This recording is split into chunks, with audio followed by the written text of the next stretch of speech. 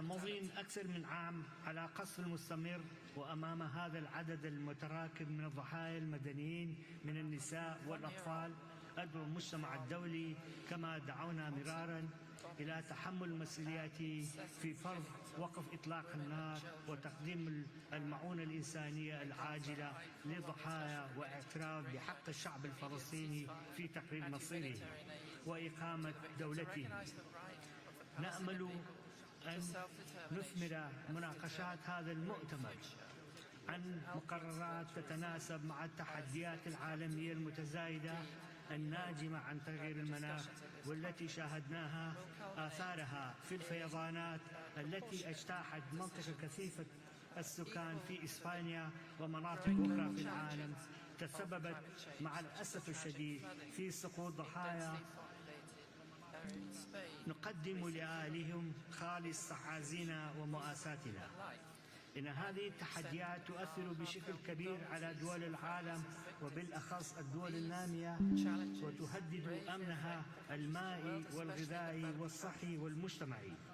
إن تأثيرات التغيير المناخي باتت ملموسة في العراق، حيث نعاني من موجات حرارية قاسية وعواصف ترابية متصاعدة وتراجع كميات الأمطار، مما أدى إلى انحسار المسطحات المائية والمساحات الخضراء وزيادة الجفاف والتصحر وتدهور الأراضي الطبيعية والتنوع البيولوجي. بل إن هذه التغييرات المناخية أدت إلى نزوح مجتمعات تراثية تقليدية تاريخيا مثل سكان الأهوار جنوب العراق المدرجة على لائحة التراث العالمي، والتي تواجه تقاليدهم خطر الاندثار. كل ذلك بالرغم من أن مشاركة العراق التاريخية في انبعاثات الغازات دفيئة عالميا كسائر الدول النامية ضئيلة جدا. لذا يجب أن تكون العدالة المناخية في صميم مداولاتنا، وهي حق إنساني، ونحن مطالبون بذلك ليس فقط لشعوبنا الآن بل وللأجيال التي يأتون بعد، والتي يتوقف مستقبلها على قرارات التي نأخذها اليوم. إننا نتطلع إلى أن تؤدي هذه المفاوضات إلى خطوات ملموسة وآليات واضحة ومؤثرة، مثلا تفعيل صندوق الخسائر والأضرار الذي أقر تأسيسه في مؤتمر الأطراف 28 العام الماضي.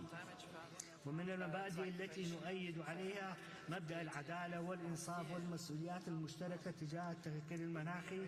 إن العراق باعتباره بلدا يعتمد اقتصاده بشكل كبير على وقود الأحفوري يتأثر من التغيير المناخي من جانب، ومن الإجراءات المتواجهة من جانب آخر. لذا ندعو الدول المنطقة التي ستتأثر مثلنا بتغيير المناخ وكذلك بالجهود المبذولة لمواجهة إلى تشكيل مجموعة تفاوضية ضمن هذه العملية للتنسيق فيما بينهما وللعمل سوية حتى يتجاوز تأثير مساهماتنا الجماعية مجموع مساهمات الفردية. وبناء على نفس المبدأ نوجه نداءنا إلى الاقتصاديات الكبرى في العالم لتعزيز التزاماتها تجاه العمل المناخي، وفي حال قررت أي من الاقتصاديات الانسحاب من هذه العملية فإننا ندعو الجهات الفاعلة داخل تلك الدول سواء الكيانات السياسية المحلية أم القطاع الخاص إلى الاستمرار في التزامها، فالعالم لا يمكن أن يمضي قدما دون جهود الجميع من أجل تحقيق المستقبل. سيداتي والسادة، إن العراق يعمل على تنفيذ التزاماتها ضمن اتفاقية المناخ وما يليها من الوثائق الدولية، وعلى تخفيف مساهمته في الانبعاثات الغازية الدفيئة واكتساب مرونة للتكييف مع آثار التغييرات المناخية والتحول التأثيري نحو الطاقة المتجددة. لقد عملت الحكومة العراقية على إحداث مجموعة من الوثائق والاستراتيجيات الوطنية للمساهمة في الوفاء بالتزامات العراق الطوعية تجاه اتفاق باريس. كما أكملنا أعداد وثيقة تقديم الاحتياجات التكنولوجية ووثيقة تخفيف الملائمة وطنيا التي تهدف إلى تحديد احتياجات العراق من التكنولوجيات المناخية في قطاعات ذات الأولية.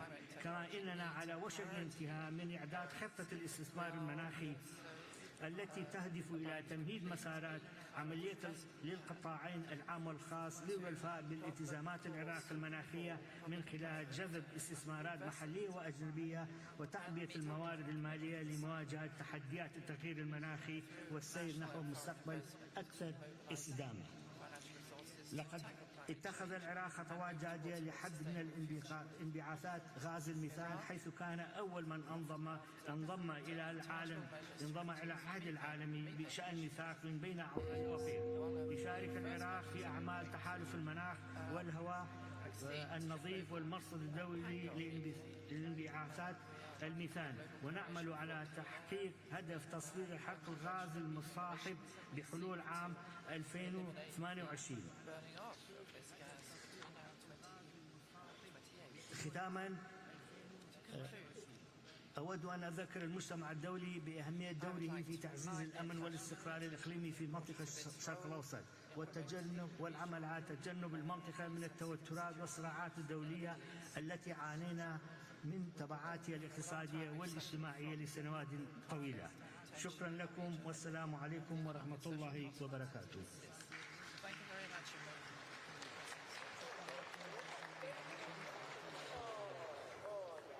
Thank you, Your Excellency.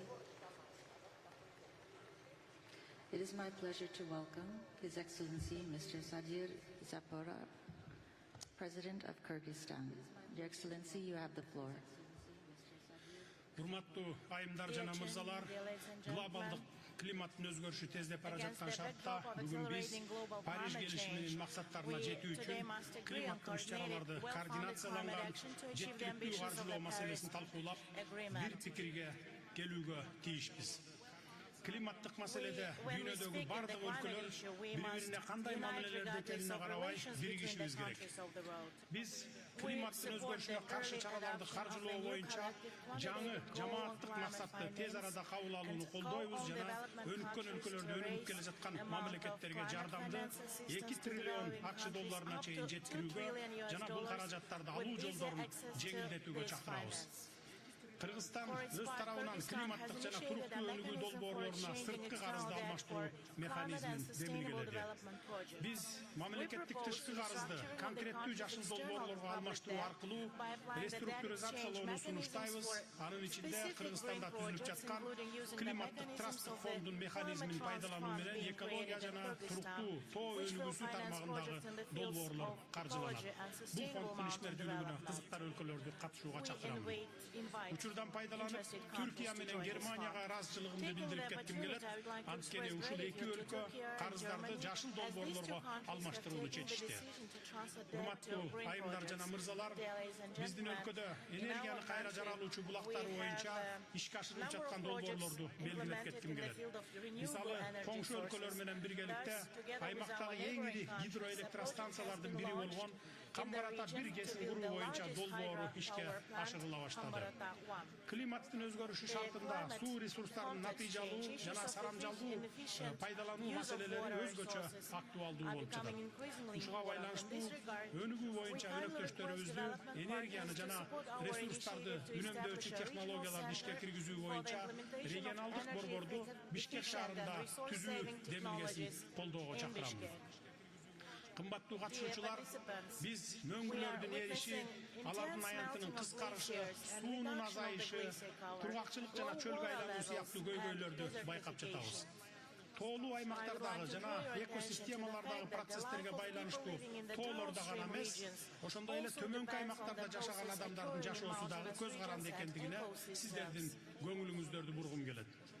Региондогу суу ресурстары климаттын өзгөрүшүнө байланыштуу жылдан жылга азайып, суу энергетикалык жана азык-түлүк коопсуздугуна жана жалпы эле бардык өлкөлөрдүн социалдык экономикалык абалына терс таасирин тийгизүүдө. Тоолуу аймактарды туруктуу өнүктүрүү маселесинин маанилүүлүгүн эске алып, БУнун башкы ассамблеясы биздин демилгебиз менен 77-чи сессиясында тоолорду туруктуу өнүктүрүү резолюциясын кабыл алып, анын алкагында 2023-2027 жылдар тоо аймактарын өнүктүрүү боюнча аракеттердин 5 жылдыгы деп жарыялады. Бардыгыңыздарды тоолуу 5 жылдыктын жыйынтыгын чыгара турган 2027 жылы Кыргызстандагы Бишкек +25 экинчи глобалдык To sammitine çakıramız. Көңіл бұрғаныңыздар үшін терең разышылық білдіреміз.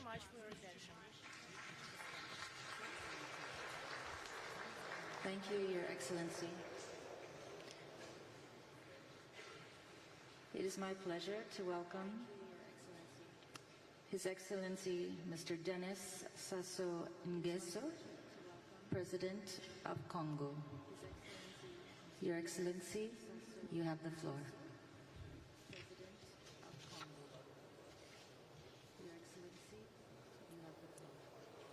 Mesdames et Messieurs les chefs d'État et de gouvernement, Monsieur le Secrétaire général des Nations Unies, Monsieur le Président de la COP29, Mesdames, Messieurs, permettez-moi d'adresser toutes mes félicitations à la République d'Azerbaïdjan, à son président et à son gouvernement pour l'excellente organisation de la COP29. Je leur adresse mes plus sincères remerciements pour l'accueil chaleureux réservé à ma délégation et à moi-même. Mesdames et Messieurs, la République du Congo, la plupart d'entre vous le savent, prend depuis près d'un demi-siècle toute sa part dans l'effort global de lutte contre le changement climatique et l'érosion de la biodiversité. Mon pays a en réalité placé les questions liées à la préservation de l'environnement au cœur de sa politique nationale et au centre de son engagement sur la scène internationale. Cette année, au mois de juillet, à Brazzaville, la capitale de mon pays, a abrité la première conférence internationale sur la forestation et le reboisement. Liant l'intention à l'acte, afin de consolider le rôle essentiel des forêts dans la régulation du climat et pérenniser l'initiative d'un reboisement planétaire général. Le Congo vient de soumettre à l'Assemblée générale des Nations unies l'adoption d'une résolution sur la décennie mondiale de l'afforestation et du reboisement.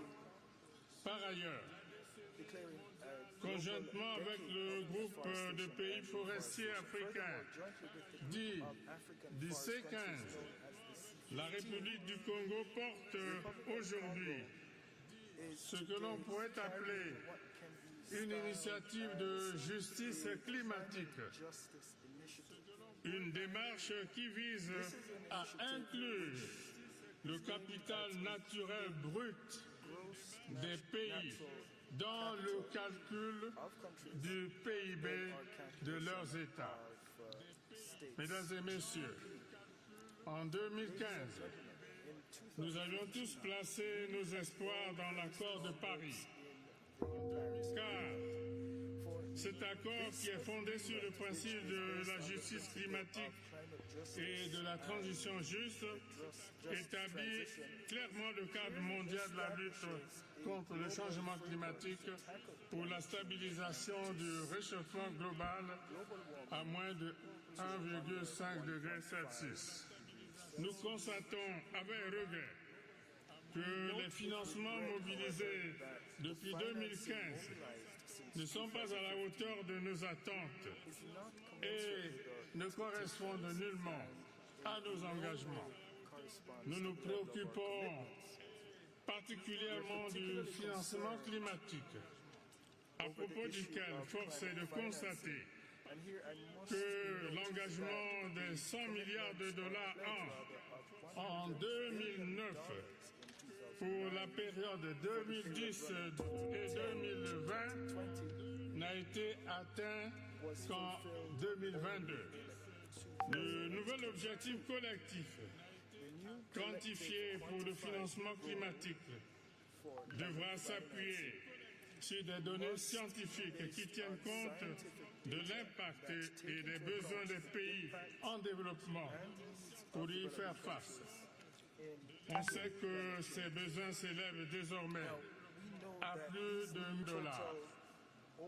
Notre souhait le plus ardent est que le montant de ce nouvel objectif soit fixé et défini dans une perspective de justice climatique et de transition juste. Cet objectif doit permettre à nos pays de réduire le fardeau de la dette plutôt que de l'aggraver. Enfin, ce nouvel objectif doit couvrir l'atténuation et l'adaptation de manière équilibrée. Pour ce faire, des efforts substantiels devraient également être fournis pour que les pertes et dommages soient pris en compte, car il nous faut disposer de moyens substantiels pour faire face aux événements extrêmes et pour parer à toute autre éventualité. C'est ici le lieu de saluer ce pas encourageant qu'est l'adoption ici, à Bakou, du point 4 de l'article 6 de l'accord de Paris.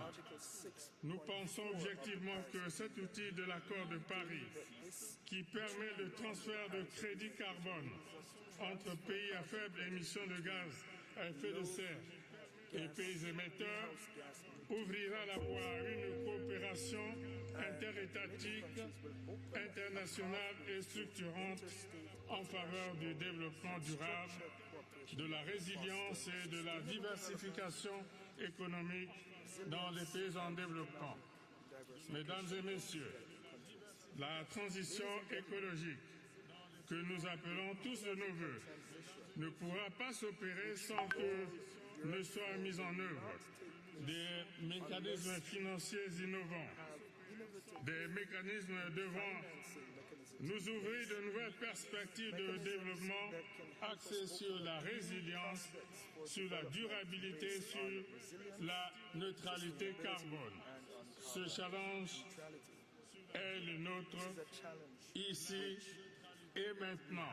Je vous remercie.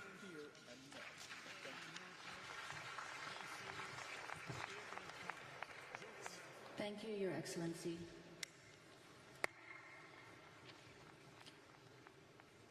It is my pleasure to welcome His Excellency Mr. Alexander Lukashenko, President of Belarus. Your Excellency, you have the floor.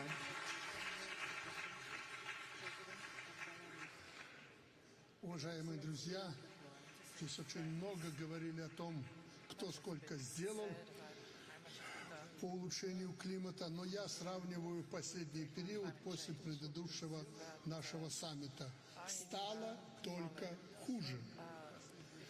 Война на Ближнем Востоке, война в Украине, война в Южном Йемене. Всего более 50 конфликтов в мире, которые жестоко влияют на климат, на нашей планете. Так что стало лучше? Кто стал платить за выбросы? Достаточно сказать, что сегодня, которые так озаботились прежде улучшением климата, отсутствуют на этой конференции. Более того, саботируют. То ли еще будет после президентских выборов в Соединенных Штатах Америки. Встает вопрос, так какова же эффективность нашей деятельности на подобных саммитах? Когда-то президент Франции чуть ли не великим себя считал за Парижское соглашение. И где этот президент сегодня? Неужели это не актуально? Вот наша эффективность нашей работы. Так что рапортовать пока не о чем. Единственное, хотел бы поздравить своего коллегу с прекрасной организацией этого сложного саммита. Но те, кто сегодня думают, что принесет отсутствие на этом саммите, не принесет. Шторм в Соединенных Штатах Америки, недавно Валенсия, погибли люди. Это говорит о том, как мы улучшаем наш климат. Я это откровенно говорю, потому что мою страну упрекнуть в этом плане не за что. Мы жестко выполняем все обязательства, которые взяли на себя. Но поскольку из-за вот такого махрового бюрократизма секретариата ООН за 3 минуты практически сказать невозможно что-то, я ограничусь буквально несколькими предложениями. Первое. Климат изменился, это данность, поэтому первостепенная задача перенастроить национальные экономики, прежде всего сельское хозяйство с учетом изменившихся условий, адаптировать его к новым условиям. Беларусь активно этой темой занимается и готова делиться опытом. Второе. Необходимо помочь развивающимся странам получить равный доступ к зеленым технологиям без ущерба для их национальных интересов. Сделать так, чтобы они в результате этой помощи не попали в кабалу. Нужно отменить все, что мешает международной торговле технологиями, обмену инновациями и наилучшими практиками. Третье. Мы сегодня уже столкнулись с ситуацией, когда новая продукция, позиционируется как более экологически безопасная альтернатива, но в то же время наносит не меньший вред.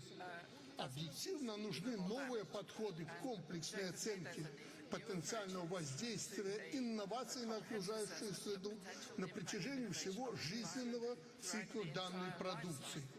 Эти и другие направления требуют консолидации международных усилий не на словах, а на деле. Поэтому пора от слов перейти к делу. И тот, кто должен платить, а не отсиживаться у себя в кабинетах. Благодарю вас за внимание.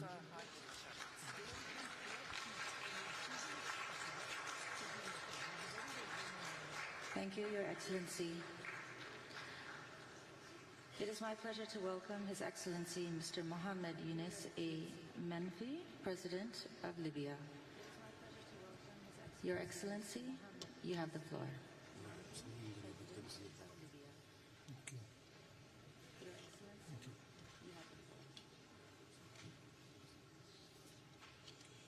بسم الله الرحمن الرحيم. السيدة الرئيسة، السيدات والسادة، نتوجه بالشكر إلى فخامة الرئيس إلهام علييف وإلى حكومة وشعب أذربيجان على هذه الاستضافة الكريمة. لقد أصبحنا ندرك ليس من خلال التنبؤات بل من خلال المعايشة لشدة وتكرار وتوسع انتشار الكوارث الطبيعية أن تغير المناخ له آثار مدمرة على كوكب الأرض.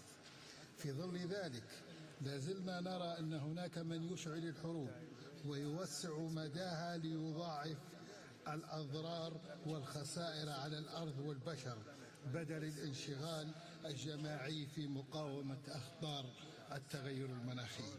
وهنا نشيد بنداء الهدنة كوب 29 للحد من الانبعاثات من الأنشطة العسكرية، وندعو الرئاسة إلى تكرار إصدار مثل هذا النداء في أكثر من موعد ومناسبة لتعزيز فرص السلام العالمي.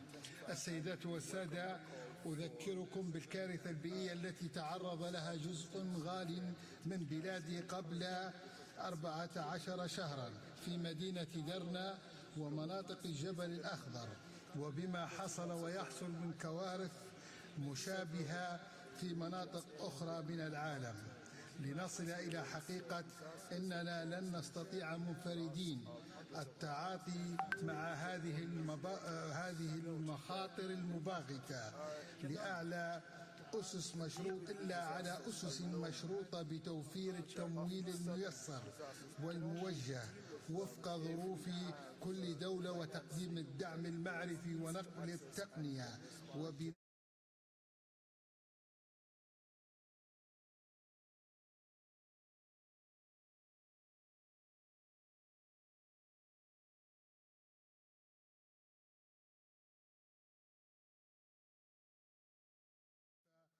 الغذائي والمائي لجعل البلاد أكثر مرونة بمواجهة تأثيرات تغير المناخ.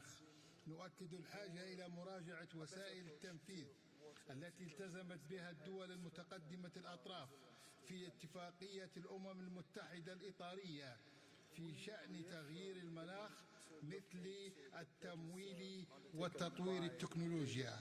ولقد أعلنت المؤسسة الوطنية للنفط في بلادنا عن مبادرة نفكر بالغد في قمة كوب 28 بإطلاق حملة للتوسع في الغطاء النباتي في مختلف مناطق ليبيا، وذلك لتقليل الانبعاثات الكربونية، كما نسعى في مستهدف لتخفيف والتكييف مع التغير المناخي للوصول إلى ما يقارب صفر حرق غاز عام 2030 وإلى تنظيف البحيرات التي تحتوي على تسريبات نفطية وتأسيس مصرف للرصيد الكربوني.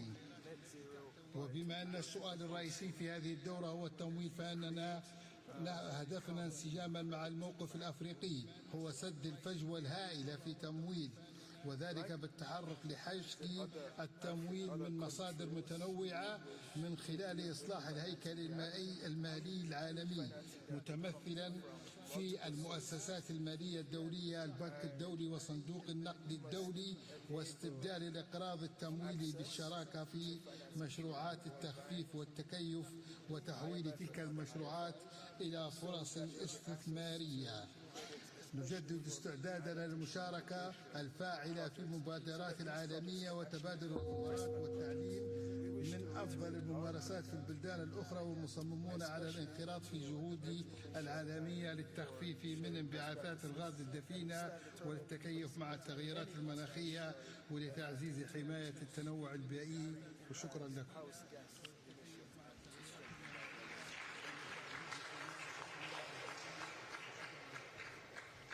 Thank you, Your Excellency. It is my pleasure to welcome His Excellency, Mr. Rumen Radev, President of Bulgaria. Your Excellency, you have the floor. Excellencies, let me first express my gratitude to our host, the Republic of Azerbaijan, and the Presidency of the Conference for organizing this significant event in times of political, security, and climate challenges all around the world. The continuity of our actions is crucial to deliver ambitious and balanced approach to achieve the climate goals in the complex geopolitical context. Agreeing on the achievable new collective quantitative goal on finance will be the main expected outcome of this conference.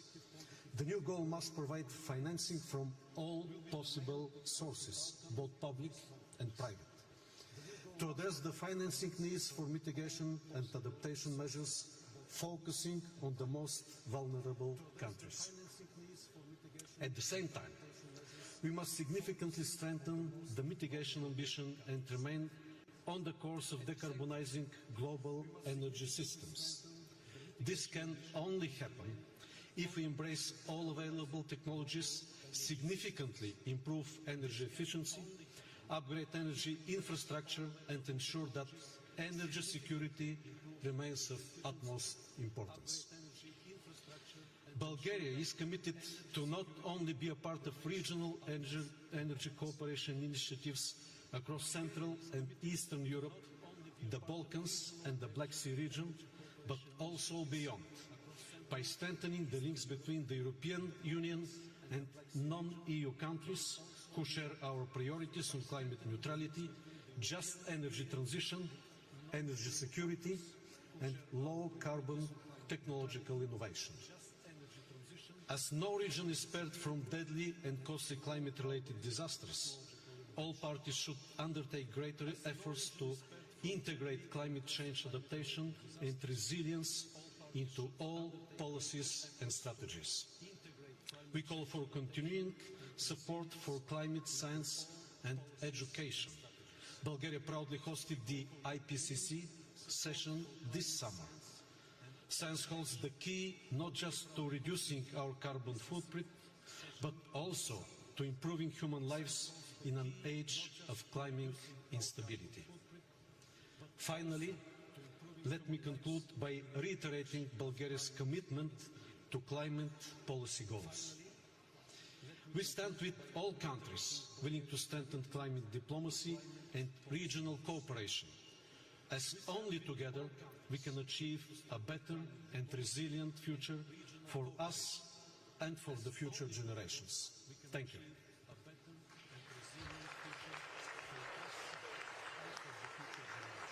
Thank you, Your Excellency. It is my pleasure to welcome His Excellency, Mr. Mohamed Muizu, President of Maldives. Your Excellency, you have the floor. Your Excellency, you have the floor. Bismillahirrahmanirrahim. Excellencies, ladies and gentlemen, I extend our gratitude to the government and people of Azerbaijan for the exceptional hospitality and leadership. We pledge our full support to ensure the success of this COP. We also congratulate the UAE for its successful COP29 presidency. Vulnerable, this is how the Maldives is often portrayed. But we are a nation of extraordinary fortitude. We speak not from desperation, but from a belief in the power of collective action.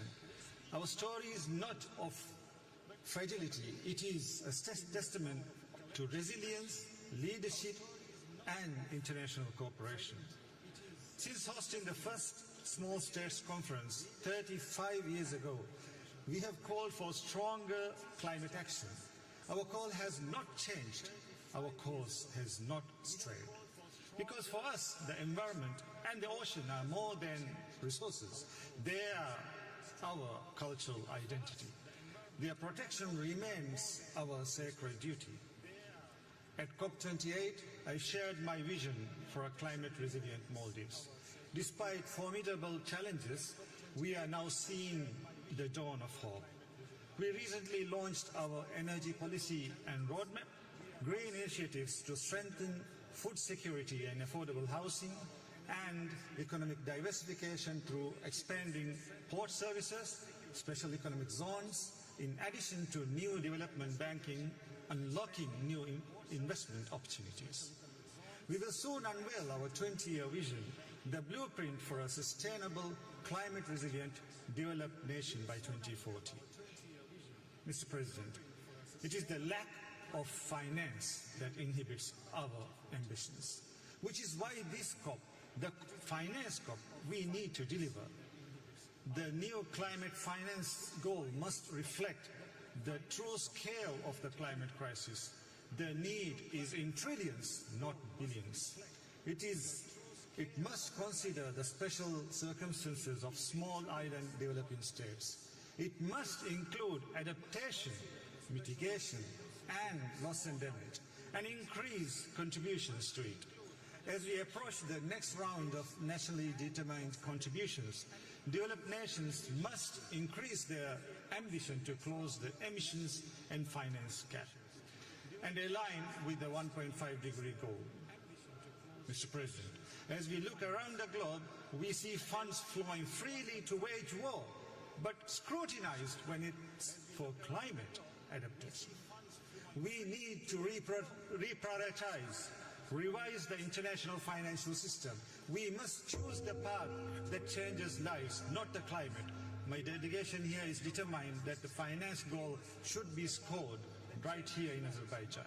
Mr. President, 28 COPs later, emissions still rise, finance falls still short, and our hopes fades. Let us prove this time it will be different. I thank you.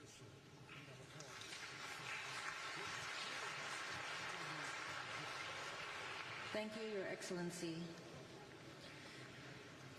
It is my pleasure to welcome His Excellency, Mr. Faure Essozimna Nyasingbe, President of Togo. Your Excellency, you have the floor. Excellences, Mesdames et Messieurs les chefs d'État et de gouvernement, Mesdames et Messieurs les chefs de délégation, distingués délégués, mesdames et messieurs, nous sommes ici pour rappeler une vérité simple. Les promesses climatiques non tenues ne suffisent plus. Chaque année, l'urgence s'accentue. Chaque année, l'inaction nous rapproche des points de non-retour. Il est temps que nos actions reflètent l'ampleur de l'urgence. Pour nous amener dans cette direction, je voudrais faire deux observations. La première, c'est qu'il faut une véritable justice climatique, c'est-à-dire une responsabilité partagée mais différenciée entre les pays. L'Afrique paie le prix fort de la crise climatique. Nous contribuons peu aux émissions globales, mais nous en subissons néanmoins les impacts les plus sévères. Ce sont nos écosystèmes, notre sécurité alimentaire et nos économies qui sont en première ligne de cette crise. Notre besoin de justice climatique ne peut plus être ignoré. En tant que dirigeants, notre responsabilité à chacun est d'aller au-delà des promesses et d'agir concrètement. Le Togo est prêt à faire sa part. Nous avons fait de la durabilité un pilier de notre développement avec des programmes de reforestation, de protection côtière contre l'érosion et une transition énergétique axée sur les énergies renouvelables. Mais nous n'allons pas seuls inverser la tendance mondiale. C'est la justice climatique qui doit être la boussole de toutes nos discussions ici. Elle demande à ce que des fonds de soutien conséquents soient déployés pour protéger nos populations et notre biodiversité. Elle exige aussi que les grands émetteurs reconnaissent enfin explicitement ce principe de justice climatique dans les accords internationaux. Mon second point, c'est qu'il faut des solutions sur mesure aux défis climatiques africains. Il y a des spécificités africaines à la crise climatique.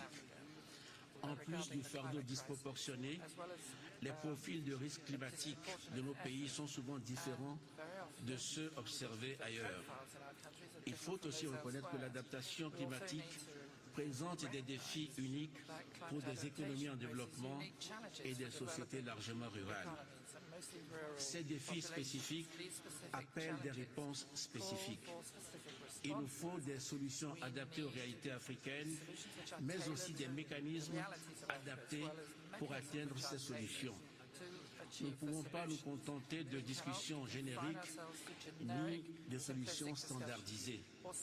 Cela signifie financer la régénération écologique de nos littoraux et développer des infrastructures rurales résilientes.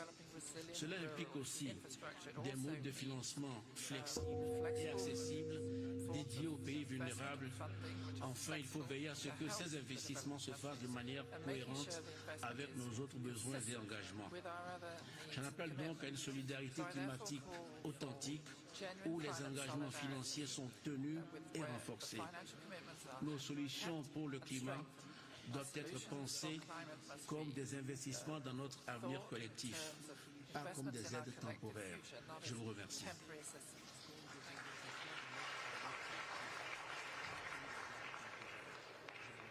Thank you, Excellency. It is my pleasure to welcome Her Excellency, Dr. Hilda Heine, President of Marshall Islands. Your Excellency, you have the floor.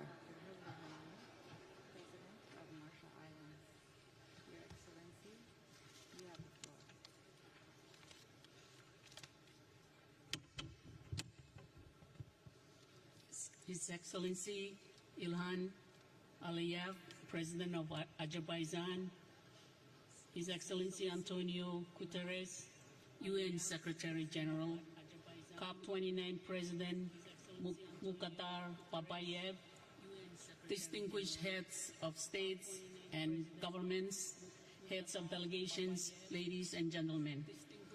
Yahweh, on behalf of the Republic of the Marshall Islands, it is an honor to once again participate in this critical summit. The Marshallese people are navigators. We are the descendants of those that found tiny strings of islands, atolls that just glance above the waves of the wide Pacific Ocean and made them our homes. Our forebears mapped the tides with sticks, coconut fronds, and shells. So it is in our blood to know when a tide is turning. And on climate, the tide is turning today. It is no longer a question of whether the energy transition will occur, but how. Will it be fair and inclusive? Will it be fast enough? Will those that defy our agreements to transition away from fossil fuels and go home to pump more oil, extract more gas, and mine more coal be held to account? Time will judge those that fail to make the transition. Some may fail because of denial and delusions, the misplaced idea that their country somehow will be immune, the fallacy that their short-term interests are worth the destruction on their doorstep, and that they will escape without blame. Other risks falling behind because they lack the resources to make the transition happen. In the Marshall Islands, we have a vision for a future with clean energy and the resilience to withstand climate impacts. But to make that vision a reality, we need much more money, and we need it much faster. Our National Adaptation Plan sets out a pathway for our entire nation to become resilient in the face of the climate crisis. As one of the most vulnerable places on the planet, every aspect of our lives will change, from infrastructure to education to healthcare to our economy and culture. To protect our right to live in our homelands and exercise our right to self-determination. We cannot do this by cobbling together project-based funding, waiting for support that takes years to arrive. By improving access, coordinating processes, and reducing choke points, donors can put decisions in our hands where they belong. We've shown that with cooperation we deliver. In collaboration with Germany and South Korea, a new innovative low-carbon cargo ship, the Juranai, has joined our domestic fleet that will have 80% lower CO2 emissions than comparable ships. The Republic of the Marshall Islands will soon submit a new enhanced NDC. Let me be clear. We have only received half of the finance we need to deliver our last NDC. But we will develop and submit a new one because we know that this system only works when everyone continues to strive and plays their part. But those parts are not all equal. Our contribution to global emission is tiny. Major emitters, members of the G20, if we can do it, so can you. You can and must submit 1.5-degree aligned NDCs that set absolute economy-wide reduction targets and that cover all greenhouse gases and categories. The urgency of these commitments and the urgency to act on them before 2030 is paramount. The repercussions of low ambition and inaction will only get worse. We will be watching for 1.5 greenwashing. You can and must spell out to the rest of the world whose safety relies on your action, how you will deliver, and the energy goals set in Dubai last year. President and Excellencies, the winds are shifting too on climate finance. With the explosive increase in the cost of the climate crisis, it is obvious to everyone that the system isn't working. We can no longer afford to be unrealistic and unresponsive about the cost of the crisis, which we all know are in the trillions of dollars per year.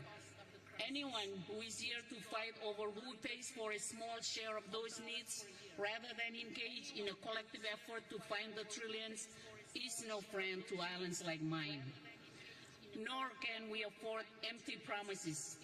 Those that have benefited from extractions have an obligation to provide the climate finance that is desperately and urgently needed.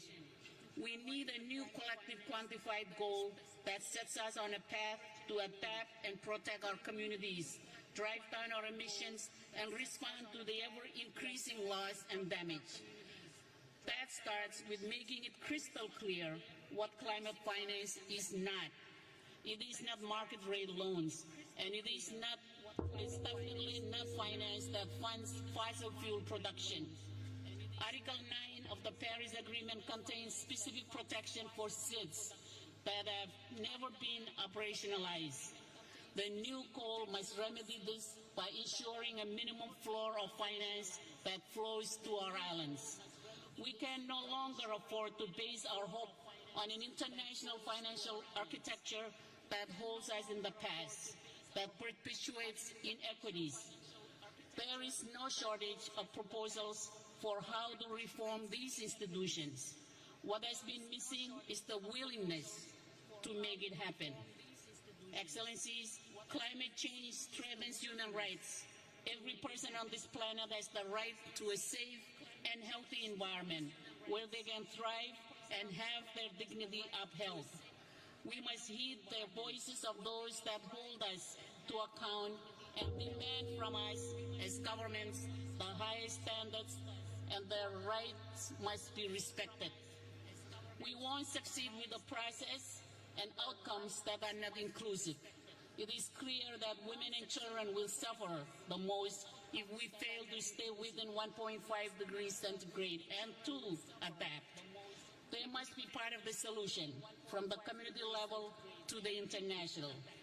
We cannot afford to exclude Taiwan, a country which is under threat from the climate crisis, but also offer solution and innovation from this process. They deserve a seat at this table. Excellencies, it is time to fortify faith and trust in the process that we have created together to solve the climate crisis. The Paris Agreement is a beacon of hope that has guided change around the world. The success of this process does not depend on one country, but on all of us. We are here because we share a common commitment to solving the greatest challenge of our time. In our Marshallese culture and traditions, we have a saying, "Waku Wachimor," which literally means we are all on the same canoe, and that we must all work together if we are to reach our destination. Our world demands that we steer our canoe of humanity to reach a future that is safe and secure for generations to come. Thank you to the government and generous people of Azerbaijan for hosting us here in the beautiful city of Baku. Komoltada, I thank you very much.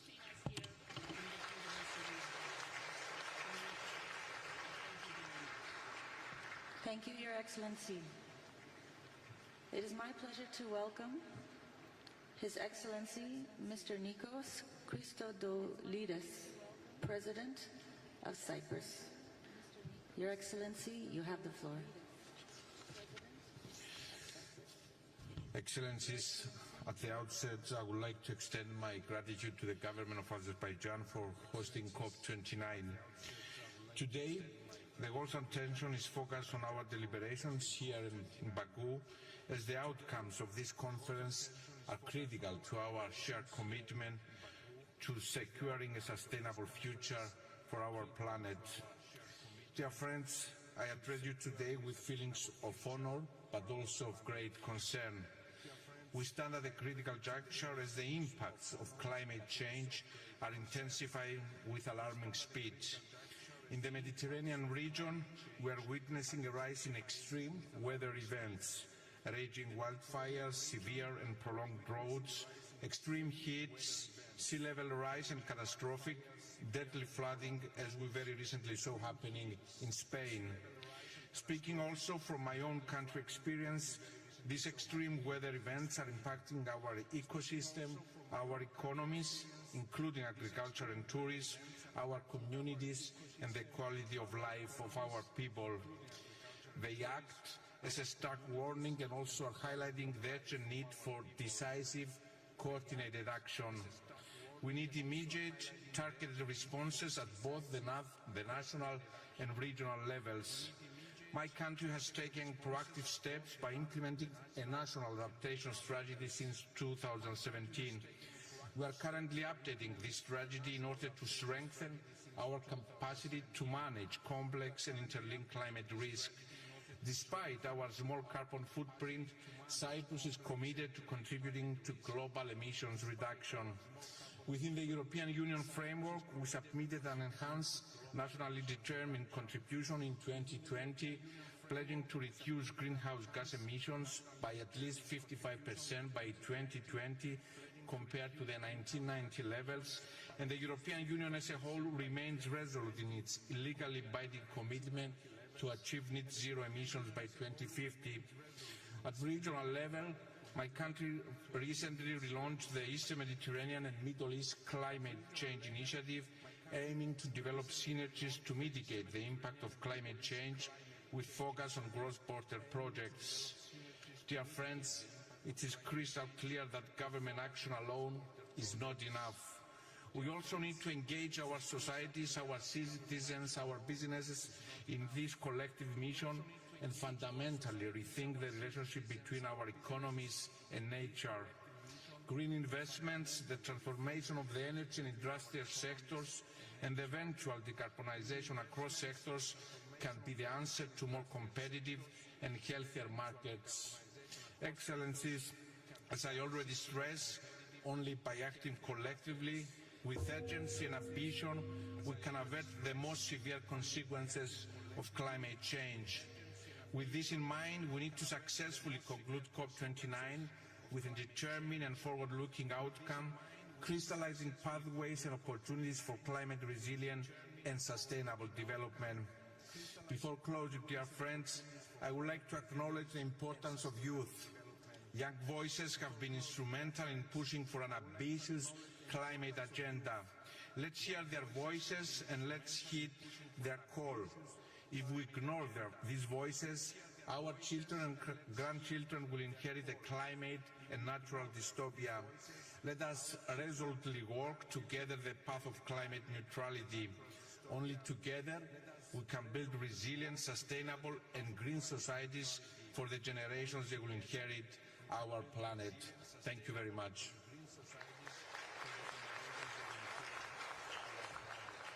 Thank you, Your Excellency. It is my pleasure to welcome His Excellency Mr. Peter Pellegrini, President of Slovakia. Your Excellency, you have the floor.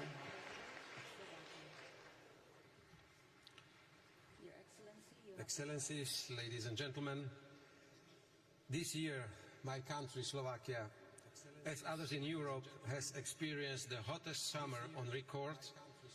It brought heavy rains and devastating floods. The greenhouse gas concentrations are the highest in the humankind.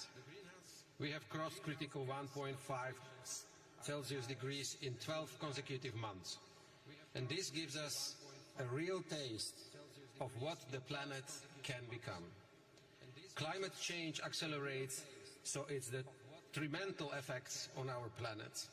Longer we wait, more we can lose in terms of lives, ecosystems and economies. Esteemed colleagues, in face of climate change danger, every single country is too small. True commitment of all to multilateralism is badly needed. Let us ask, can we succeed without all the biggest economies and polluters stepping up? Developing countries need our solidarity. Can they succeed if our approach to financing and its contributors remain the same? Everyone needs to speed up. My country does. We cut our emissions by almost 50% since 1990.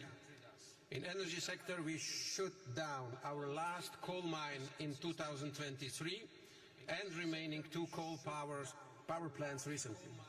It's a big step towards full phase-out of coal from our power generation. At this COP, Slovakia joins the call to action for no new coal. Soon, my country's electricity will come from low-emission sources by 90%, mainly nuclear and renewables. We will also become its net exporter, and already we help Ukraine, which lacks electricity due to Russian aggression. For Slovakia, the second largest producer in Europe, nuclear is crucial on path towards neutrality. In innovations, we want to go beyond small modular reactors. Only around 40% of nuclear fuel we can turn into energy in current large-scale reactors. We want to become leader in multiple reuse of this spent fuel. This could be a real breakthrough in energy security or costly nuclear waste storage. We could secure enough energy for many generations to come. Till end of this decade, my country plans to reduce emissions at least by 55%. To achieve it, we will invest 14 billion euro to decarbonize sectors, increase renewables, and to advance our resilience.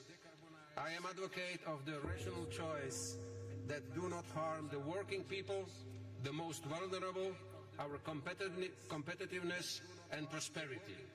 If we lose trust of our citizens as politicians, we cannot succeed.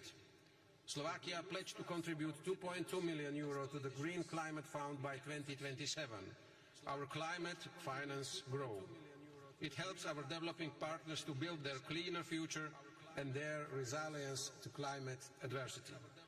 Colleagues, I wish this COP and its presidency a progress towards meaningful climate action in line with the global stocktake along all standards of the Paris Agreement for sustainable well-being of and at our planet.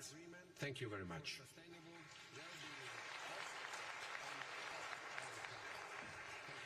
Thank you, Your Excellency.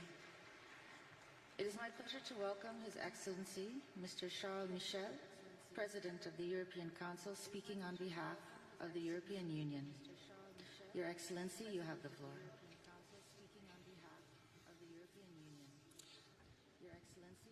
Mesdames et Messieurs les chefs d'État et de gouvernement et de délégation, Excellences, Mesdames et Messieurs, chacun de ses qualités.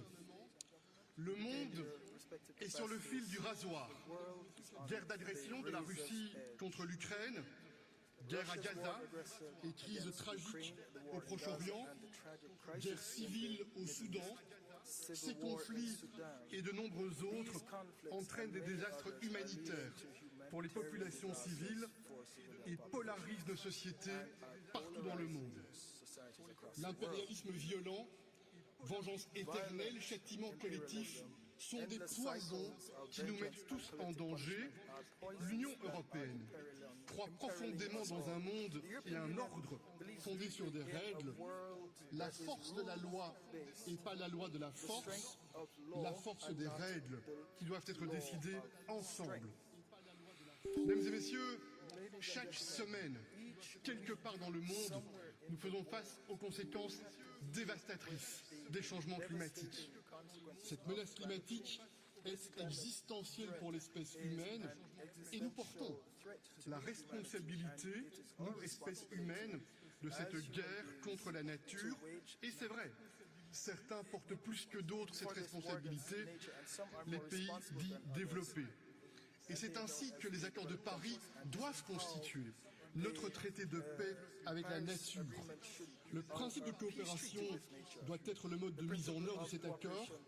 Courage et pas procrastination, solidarité plutôt qu'égoïsme, ambition plutôt que renoncement, choisir l'instinct de survie plutôt que le suicide collectif.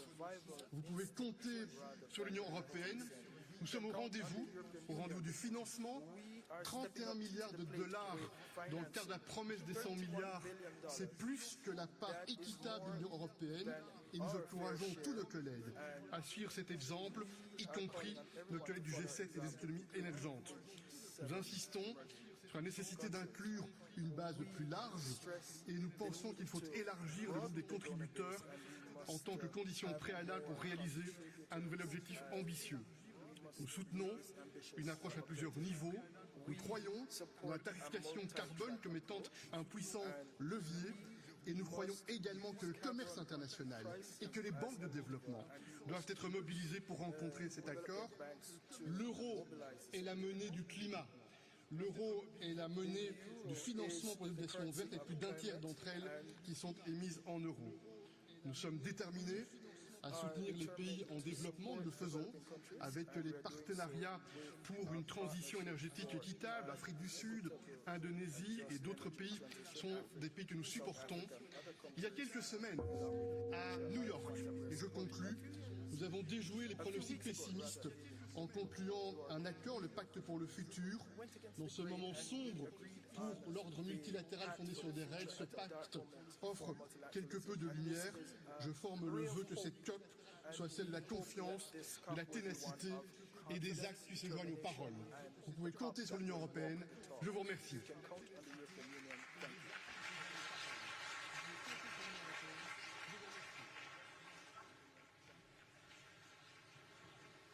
It is my pleasure to welcome Her Excellency Ms. Gordana Slijanaska-Daskova, President of North Macedonia. Your Excellency, you have the floor.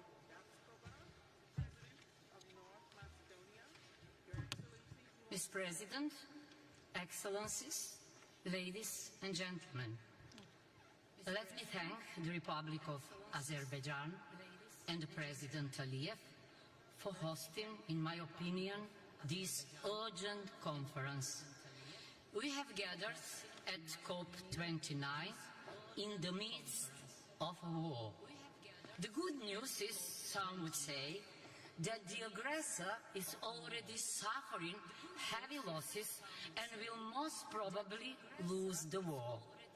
The bad news is that the aggressor is humankind itself, with its unsustainable production systems and consumer habits.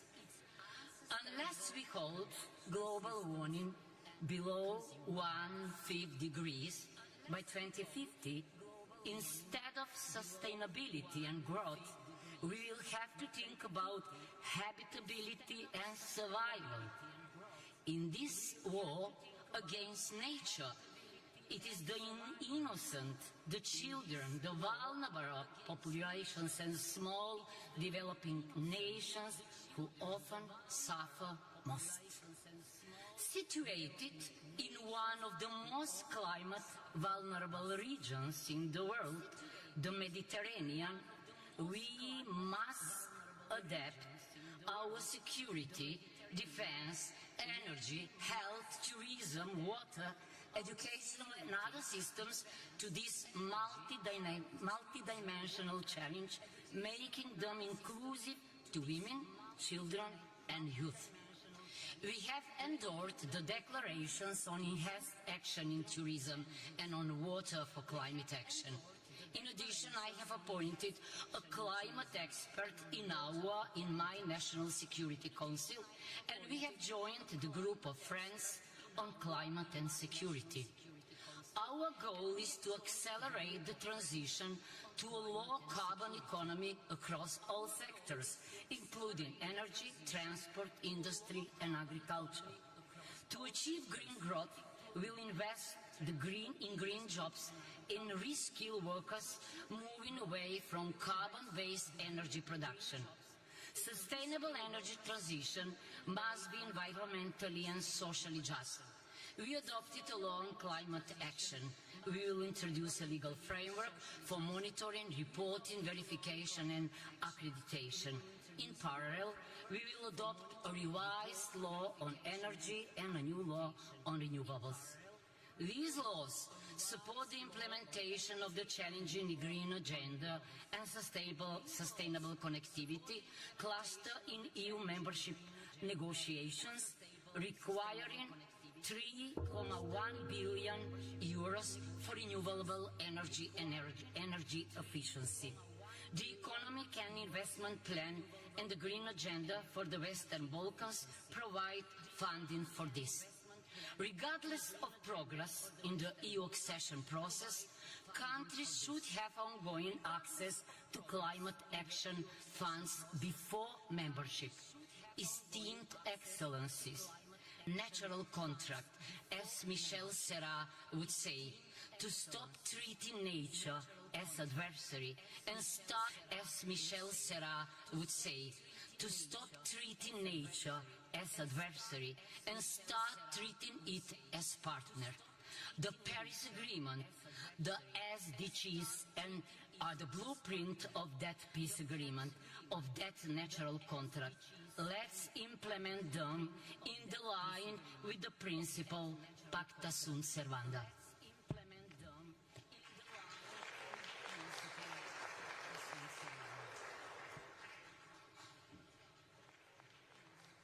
Thank you, Your Excellency. It is my pleasure to welcome His Excellency, Mr. Alexander Stubb, President of Finland. Your Excellency, you have the floor. Thank you, Madam Chair, ladies and gentlemen, excellencies and colleagues. In the age of multipolarity, we probably need multilateralism more than ever. And I guess climate change is a litmus test for multilateralism. And the reason for that is quite simple. If we fail this test, efforts to address any kind of global challenges, say sustainable development, technology or demography, will all be in vain. And of course, if we fail to limit the increase of global temperature, future generations will be left with a world which has more pandemics, more hunger, and more conflict. Now, at the same time, we must of course ensure that climate action is aligned with the broader development agenda. And I don't say the following thing just because I have a daughter of 23 years old, but I do want to emphasize the importance of women and youth in the fight against climate change. And in many ways, the choice is actually quite binary. It's black and white. You can have either multipolar and transactional disorder or multilateral cooperative order. Without changing the current power balance, I'm afraid the former will prevail over the latter. Now, the growing influence of formats such as G20, where representation better reflects the global realities, is of course welcome. But taking on more power in global decision-making should also mean taking more responsibility. Countries which seek to upgrade their global influence to reflect modern realities cannot demand that global responsibilities are forever based on circumstances in the early 1990s. So therefore, the largest emitters and the largest economies will determine the direction of the whole planet. Reflecting on these developments, I would like to underline 3 points where I think COP29 is pivotal. First, we all have to take more responsibility for reducing emissions. Last year in Dubai, we took the crucial step by agreeing on the transition away from fossil fuels. Now we need to turn our promises into practice as we prepare our new nationally determined contributions ahead of COP30 in Belém. It's crucial that especially the G20 members show leadership by setting the most ambitious targets possible in line with the 1.5 degrees limit. Second, we all have to take more responsibility for climate finance. The new collective quantified goal needs to be both ambitious and achievable. It has to reflect the current global economy and sources of emission, not the situation more than 30 years ago. I'm pleased to announce that Finland will be providing additional funding to the Systematic Observations Finance Facility to help strengthen adaptation and build resilience, especially in the least developed countries and small island developing stage. And let me conclude by saying that we actually need 3 things simultaneously. We need targets and legislation, we need finance, both public and private, and we need technological innovations. And the bottom line is that we need all 3 of them together. We cannot regulate ourselves out of this crisis, we cannot pay ourselves out of this crisis, but we can innovate ourselves from this crisis. Here in Baku, I'm really looking forward to explore all of these things achieved together And whenever in the future I hear that gong, I shall take it as a symbol for the urgency we have to fight climate change. Thank you very much.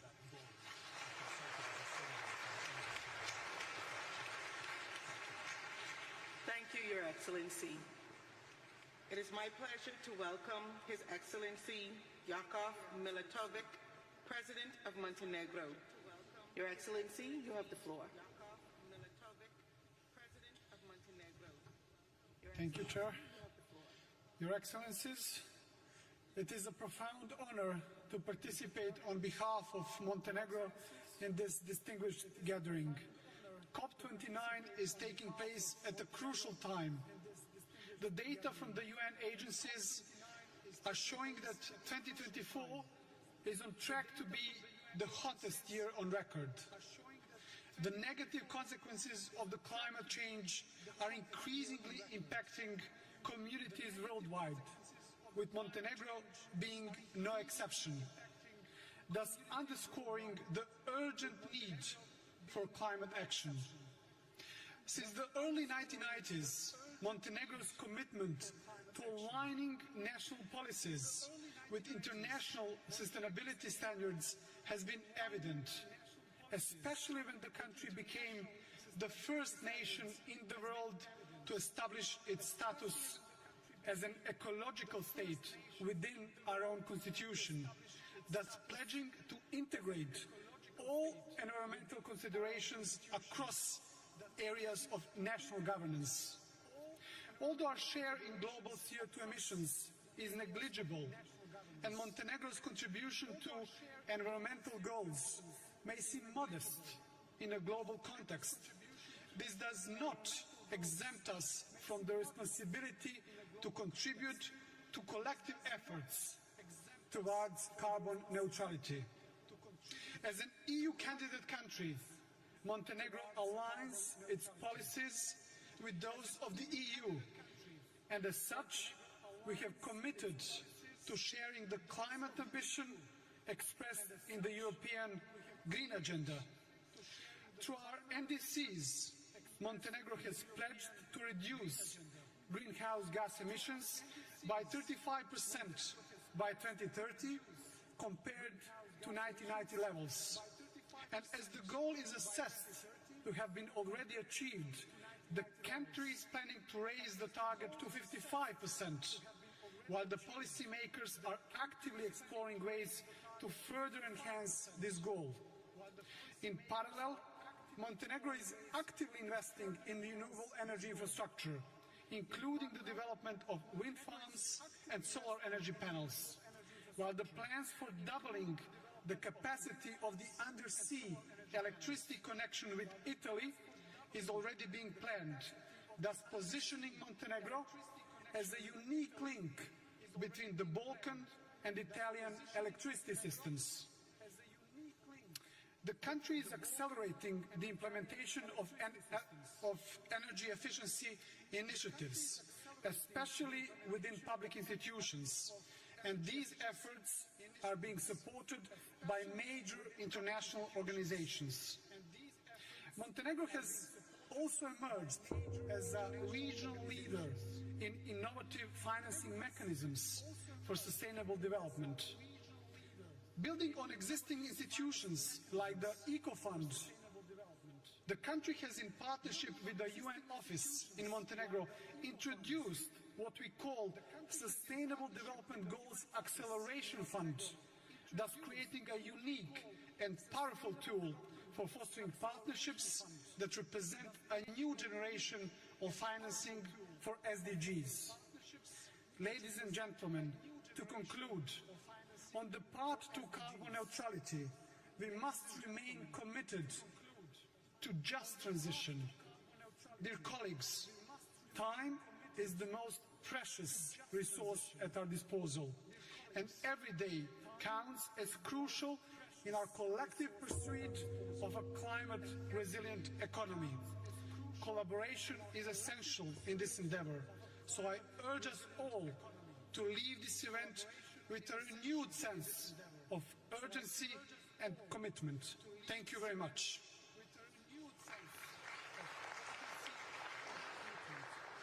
Thank Thank you, Your Excellency.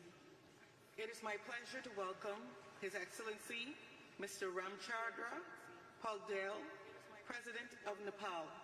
Your Excellency, you have the floor.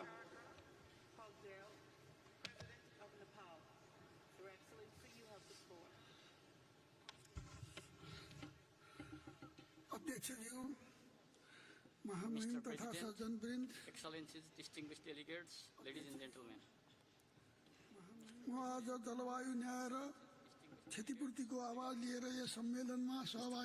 climate justice and climate finance, including reparations for loss and damage, are my paramount concerns today. Even though Nepal's carbon emission is negligible, we are suffering terrible consequences of global warming and climate change. In fact, we are reeling from some recent climate-related disasters, glacial lake outbursts, and devastating floods that caused damages worth tens of billions of rupees. The scale of destruction is so immense that recovery and reconstruction present a severe challenge given our limited resources and capacity. Climate change has affected the whole planet, but its impacts have been especially severe in poor, least developed nations and states. Mr. President, Nepal is committed to utilize natural resources sustainably and prudently. As we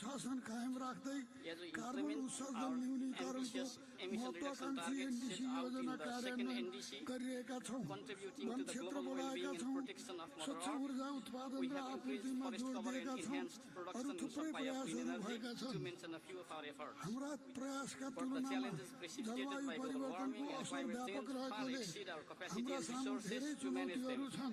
Mr. President, we are compelled to divert our bigger resources originally allocated for poverty reduction towards adaptation and mitigation, which is a grave injustice.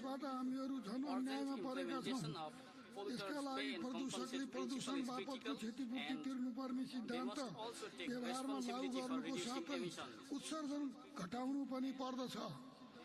While the pledges for climate funds have been insufficient to begin with, they have also remained unmet. It is even more distressing to note that the targeted communities do not receive the funds due to complicated processes.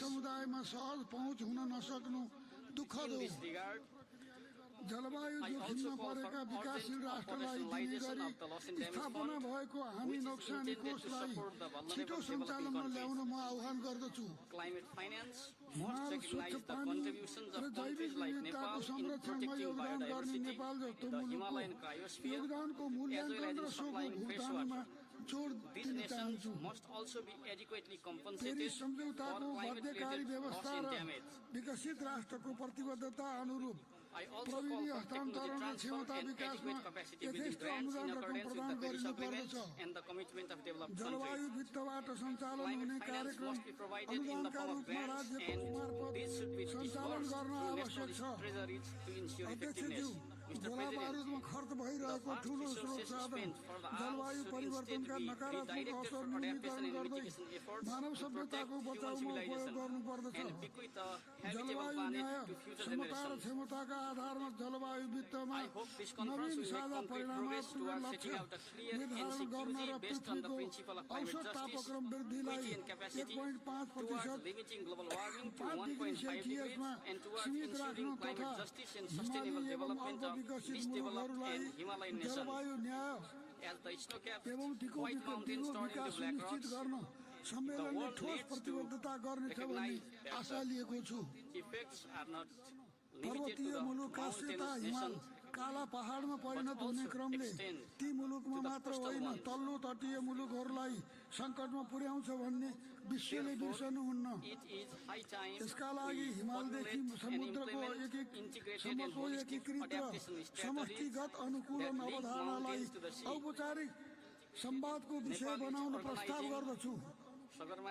नेपालले यसै अवधारणामा आधारित भई सगरमाथा संवाद कार्यक्रम सञ्चालन गर्न लागेको म जानकारी गराउँदछु।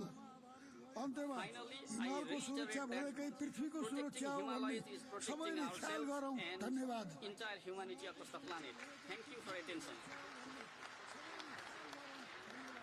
Thank you, Your Excellency. It is my pleasure to welcome His Excellency Mr. Chandrika Prasad Santokhi, President of Suriname. His Excellency, you have the floor. Thank you, Madam President. Good afternoon. As President, I'm here today to inform the COP that my country, Suriname, a member of CARICOM, a carbon-negative nation, rich in natural resources, is on a path of sustainable green development strategy and is a determined advocate in the fight against climate change. Our vast forests, still covering 93% of our territory, act as a vital carbon sink, absorbing more carbon dioxide than our economy emits, and we are committed to stay carbon negative. CARICOM and its nations are facing the injustice of a crisis they didn't cause, a crisis they cannot solve alone, even with their best efforts to cut their emissions, which are now lower than 1%. Developed countries must act now to support the resilience and transition of developing nations. We as CARICOM leaders are committed to stay below 1.5 degrees this century as pledged, and we ask you all to do your part. My country will continue to contribute to our green transition, adapt to climate impacts, and achieve our sustainable development goals through a green development strategy, leaving no one behind. A balanced and responsible exploitation of the oil and gas sector after the announcement of the FID recently will be an integral part of this strategy. Suriname's strong commitment to environmental leadership is evident through our leading position in the Environmental Performance Index in Latin America and being the first country to develop internationally transferred mitigation outcomes, ITMOs. Madam President, most CARICOM states lack the financial capacity and resources to recover from escalating climate impacts. Outdated GDP-based criteria keep concessional financing out of the reach of many of us, despite adoption of the multidimensional vulnerability index at the United Nations. Yet international financial institutions have not implemented it. CARICOM calls for a binding commitment to allocate at least 15% of climate finance to SITs instead of the unacceptable 1.5% SITs now receive. We call for easier, more tailored access to climate financing for SITs, including simplified applications, capacity building, direct funding, and affordable financing. Developed nations have a duty to support those less responsible and more vulnerable to climate change, requiring immediate action to correct this imbalance and climate injustice. The Loss and Damage Fund must be made functional and effective urgently. This must be fixed in 2025. Without significant increases in climate finances, SITs cannot adapt to climate impacts or achieve sustainable development.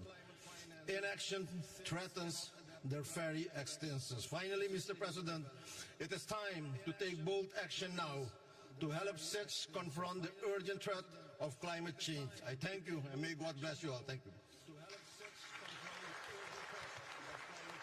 Thank you, Your Excellency. It is my pleasure to welcome His Excellency Mr. Denis Bersirovic, Chairman of the Presidency of Bosnia and Herzegovina. Your Excellency, you have the floor.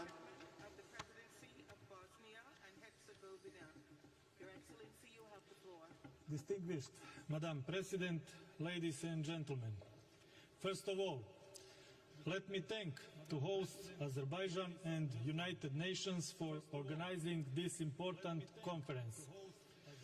The state of our planet is alarming. Accelerated climate changes are the result of irresponsible human actions. By industrializing the earth, man endangered nature and thus endangered himself. The path our civilization is currently on its leading to catastrophe. One of the key problems today is the complete erosion of moral. We are witnessing that some big countries preach heaven but practice hell. Because of such policy, both people and nature are suffering. One of the biggest obstacles in the fight against the climate crisis is state egoism. Unfortunately, certain countries consider that this is not a critical issue for the current generation and choose to defer its resolution to future generations. This mindset is deeply wrong. The challenges are different for each of our countries, but the goal is the same. Let's be on the same side in the fight against the climate crisis. The growing climate crisis requires us to make changes in our value system. To mitigate the climate crisis, we need to focus, among other things, on more responsible policies that promote nature protection, improvement of green financing standards, strengthening climate diplomacy, educational programs that will encourage climate innovation, and empowering a new generation of climate leaders. Bosnia and Herzegovina is determined to contribute to the reduction of greenhouse gas emissions, achieve climate neutrality, carry out the energy transition, and to contribute to the implementation of the Paris Agreement on climate change. Bosnia and Herzegovina is actively working on the adoption of the Integrated National Energy and Climate Plan.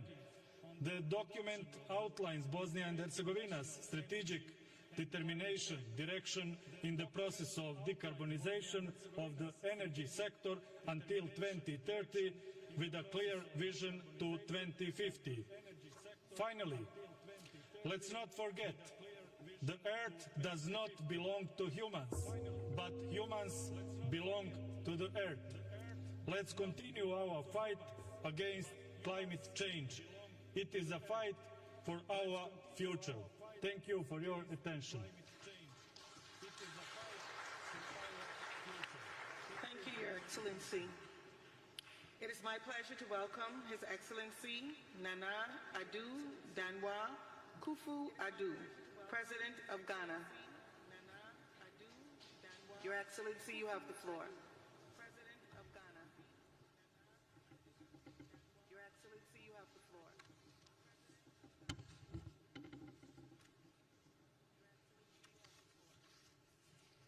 Chairperson, Excellencies, distinguished leaders, Ghana thanks Azerbaijan for her warm welcome and congratulates her for assuming the chairmanship of COP with dedication to our shared future, as I attend COP for the last time as President of the Republic of Ghana. Today we gather not merely as leaders or policymakers, but as individuals bound by our love for our lands and future generations. We're here to declare we stand in solidarity for a green world. For Ghana, climate change is real and immediate, affecting our farmers, coastlines, and communities. Rising temperatures and unpredictable weather threaten our livelihoods daily. Yet we respond with resilience and commitment. In 2021, Ghana submitted updated nationally determined contributions to the United Nations, encompassing 47 programs to mitigate and adapt to climate impacts. Our goal is to cut emissions by 64 million metric tons by 2030, demanding investments between 10 and 15 billion United States dollars. Despite financial and technical hurdles, we're determined to meet the Paris Agreement's goals across agriculture, transport, forestry, energy, and other sectors. We have made strides. The Green Ghana project has planted 50 million trees, and forest restoration efforts have covered 721,000 hectares since 2017 when I came to office. 13 mitigation actions have cut annual greenhouse gas emissions by 43% since 2021. Ghana's national electric vehicle policy, backed by tax incentives, promotes sustainable mobility, and our energy transition framework steers us towards a green future. Through Article 6 of the Paris Agreement, Ghana has mobilized $800 million United States dollars by trading carbon credits with nations like Switzerland and Sweden. However, we cannot reach our climate goals alone. We call on our global partners to honor their commitments, ensuring accessible concessional financing for sustainable development in Africa without unsustainable debt. As a father and a grandfather, I question what we will leave behind. What world will we leave behind? Our children's future hinges on our decisions. That COP29 here in Azerbaijan mark a pivotal shift from dialogue to decisive action. Let us act boldly, showing future generations that we fought for them. Ghana stands united with the world for a green, resilient tomorrow. Madam Chair, thank you very much. Thank you, Your Excellency. It is my pleasure to welcome His Excellency Mr. Kurul Suk Akna, President of Mongolia. Your Excellency, you have the floor. President of Mongolia. Your Excellency, you have the floor.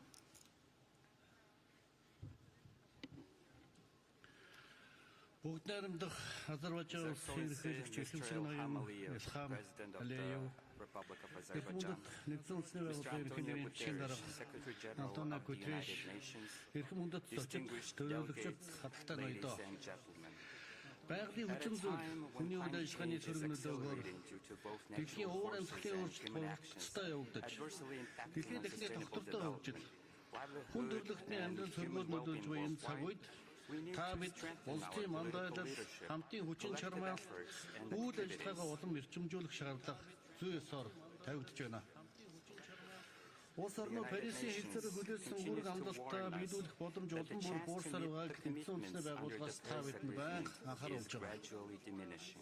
Нэгдсэн үндэсний байгууллагын ерөнхий нэрийн бичгийн дарга Антонио Гутерриш амжилтгүй мандатаар биелүүлэхгүй үүрэг амлалт асар их алдагдсан боломжоо шалтгаалж ам ажлын зөрүүний ангал хавцад үүслээ хэмээн хэлснийг бид онцгой анхаарч ажиллах шаардлагатай байна. Тиймээс өнөөдөр хүн төрөлхтөн их байгалыг эрхшээх бус энэрийн хүндэтгэх нэгэн зорилгодоор хамтан ирээдүйн төлөө нэгдэж улс орон бүр илүү бодит үр дүнд хүрэхийн тулд төр хувийн хэвшил, иргэний нийгэм зэрэг нийгмийн бүх бүлгүүдийг хамарсан үндэсний хэмжээний зөвшөлтсөл нэгдэл бодлого харилцан ойлголцлыг бэхжүүлэх явдал шаардлагатай байна. Хэрвээ хүн төрөлхтөн эртэлхийг хамгаалах, уур амьсгалын өөрчлөлт, газрын доройтол, биологийн олон янз байдлын хомсдолтой цаг алдалгүй эрс шийдэмгүй хэмсэхгүй бол их дэлхийн цаашид та биднийгүйгээр оршин тогтнох өөрийн замаа сонгох болно. Их байгальтайгаа зүйс зохистой зэрэгцэн орчин хүн төрний оршин тогтцын үндэс болгыг бид хизээж мартаж болохгүй.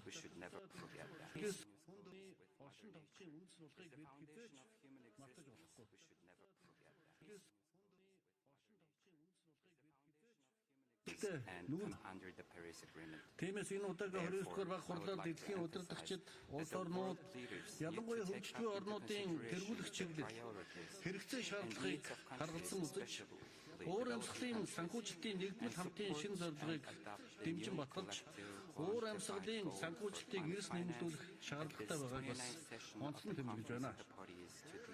Монгол улсын хувьд Парисын хэлцээрээр үлдээсэн үүрэг амлалтаа бүрэн амжилттай хэрэгжүүлэхэд ойролцоогоор дотоодын нийт бүтээгдэхүүний 50% тэмцэх хэмжээний санхүүжилт шаардлагатай байгаа юм. Энэ хүрээнд манай улс сэргийлт гэрчим хүч, ногоон хөдөө аж ахуй, салбарын санхүүжилт хөрөнгө оруулалтыг нэмэгдүүлэх зорилгоор хууль эрх зүй, бизнес орчны цог шинжилгээг бас хийж байна.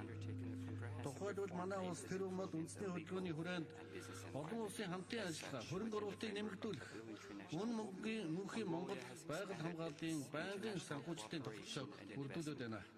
Эрхэм хүндэт турлын дарга Нэгдсэн улсны байгууллагын эмэгтэйчүүдийн байгууллагын судалгаагаар хэрв дэлхийн нийт уур амьсгалын өөрчлөлтийг саруулах зорилттой хүрч чадахгүй тохиолдолд 2050 хүртэл 160 сая орчим охид эмэгтэйчүүд шинээр ядууралд өртөж 240 сая орчим охид эмэгтэйчүүдийн хүнсний аюулгүй алдагдах эрсдэлтэй байгааг анхааруулсан байна. Тиймээс Монгол улс өнгөрсөн 8 дугаар сард Нэгдсэн улсны байгууллагатай хамтран дэлхийн эмэгтэйчүүдийн чуулга уулзалтыг ногоон ирээдүйн төлөө уран их орондоо амжилттай зохион байгуулсан. Тогтвортой хөгжлийн ирээдүйн төлөөх Улаанбаатарын тунхлыг гарган уур амьсгалын өөрчлөлтөд тэмцэхэд эмэгтэйчүүдийн оролцоо манлайлалыг нэмэгдүүлэх зорилгыг дэлхийн улс орнуудад дэвшүүлээд байна.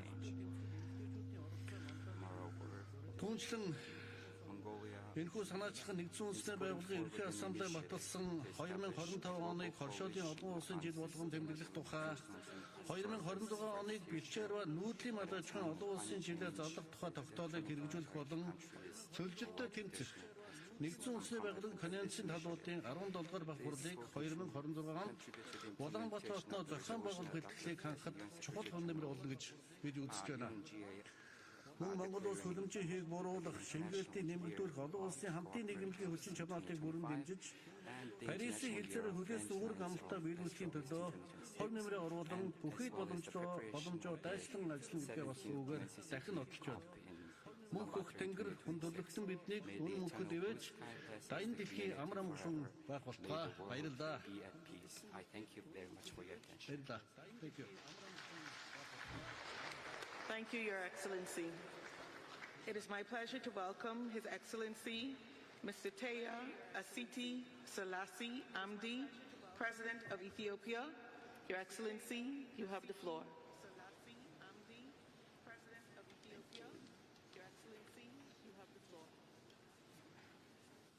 Thank you, Madam President.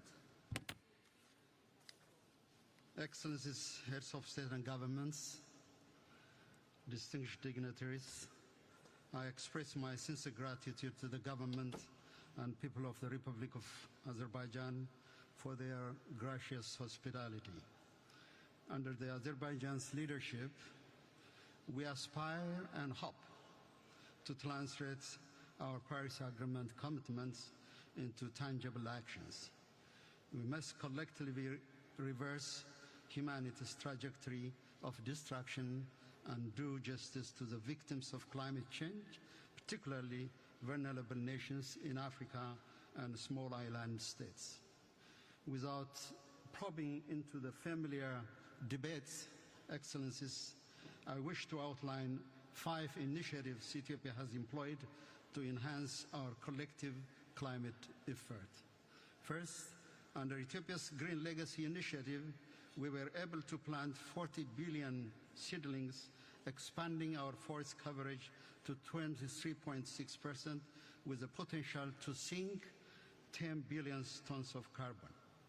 We have allocated 1% of our national budget for the Green Legacy and Land Restoration Fund. This initiative can be scaled up, and we urge global support for this endeavor. Second, our heat-resistant wheat project yield 107 million quintals of wheat in 3 years, making our food system carbon negative and our crops climate resilient. With adequate financial support, Ethiopia's model can be replicated globally. Third, as part of our national determined contributions, Ethiopia has demonstrated measurable and implementable renewable energy by heavily investing in hydro-based and diversified clean energy generation. We have accomplished this by leveraging our own domestic resources. It is in this light that we are successful integrating energy grids in the region as well. 4, cognizant of the fact that urban green space have declined, Ethiopia, through its corridor development program, prioritizes people-centered and climate-smart approach to reverse this alarming trend. Addis Ababa is a testament to this. Fifth, Ethiopia has now become among the few nations in the world to pass a law banning fuel automobiles as part of reducing the impact of greenhouse gas emission. Finally, the debate on climate finance has become overly complex and painstakingly slow-paced. We have to simplify the process and focus on practical solutions. We must finalize the new collective quantified goal on climate finance and make it operational. While we demand increased financial support, we express deep concern over the inadequate, complex, and delayed disbursement of existing funds. Many African nations are leading by example to the best of our abilities. In light of this, Ethiopia has developed its subsequent NDCs, long-term low emission development strategy, and national adaptation plan that guides our collective commitment to significantly lessen the impact of climate change. We therefore urge all countries, particularly developed nations and major emitters, to follow suit. Indeed, the clock is ticking, therefore there is no time to lose, and let us join hands to build a sustainable future for generations to come. I thank you, Madam President. Thank you, Your Excellency. It is my pleasure to welcome His Excellency First Lieutenant General Abdel Fattah al-Burhan, Abdurrahman al-Burhan, President of Sudan. Your Excellency, you have the floor. بسم الله الرحمن الرحيم. سيد الرئيس، حضور جميعا، السلام عليكم ورحمة الله وبركاته.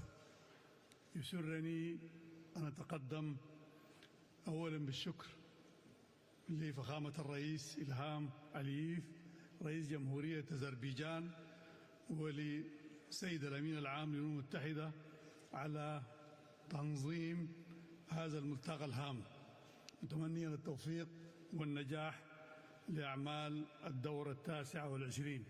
سيد الرئيس، نجتمع اليوم وكوكبنا يزداد تحديات وتزداد مخاطره جراء آثار تغير المناخ وانعكاساته السالبة على قطاعات هامة في حياة الناس في المياه والزراعة والأمن الغذائي والصحة والموارد الطبيعية.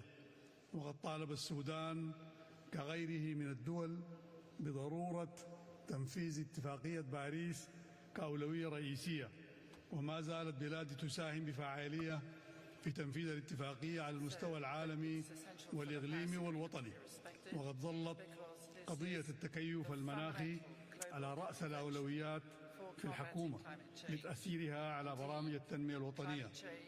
سيد الرئيس، حضور الكرام، إنما تتعرض له بلادي من عدوان تشنه عليه ميليشيا الدعم السريع المتمردة، وما سببته هذه الحرب من أضرار بالغة بالدولة وبنيتها الاقتصادية والبيئية، حيث تضررت البيئة ضررا مزدوجا.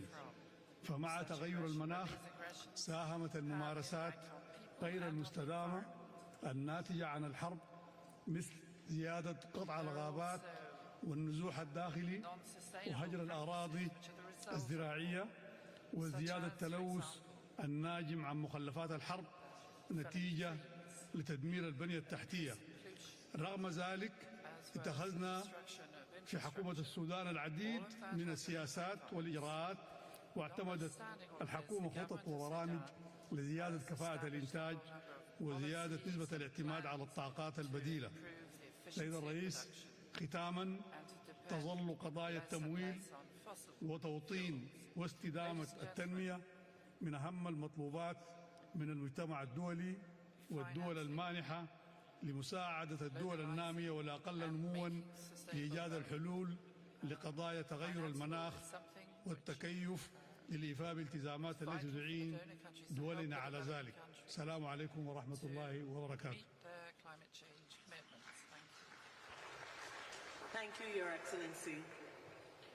It is my pleasure to welcome Her Excellency Ms. Mia Sandu, President of the Republic of Moldova.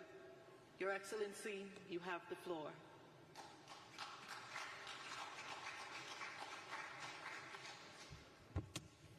Distinguished delegates, it's an honor to address you on behalf of the Moldovan people. My deep gratitude goes to His Excellency President Aliyev and the government of Azerbaijan for hosting COP29 in Baku.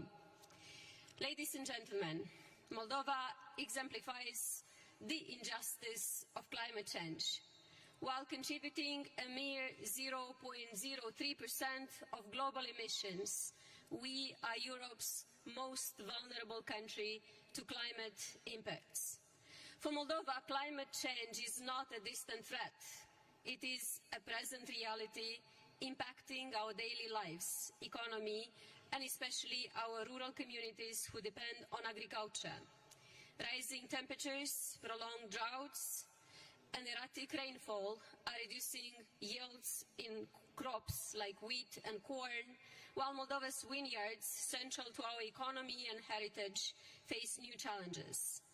Access to water is increasingly strained, affecting both agriculture and daily life. Small and developing economies worldwide share this burden, often lacking the resources to recover. This underscores the urgent need for an equitable, accessible climate finance system that prioritizes vulnerable nations and builds resilience. It's only fair that we count on support from major economies. To expedite climate action, existing funds and programs must also cut through the bureaucratic delays, which can span years.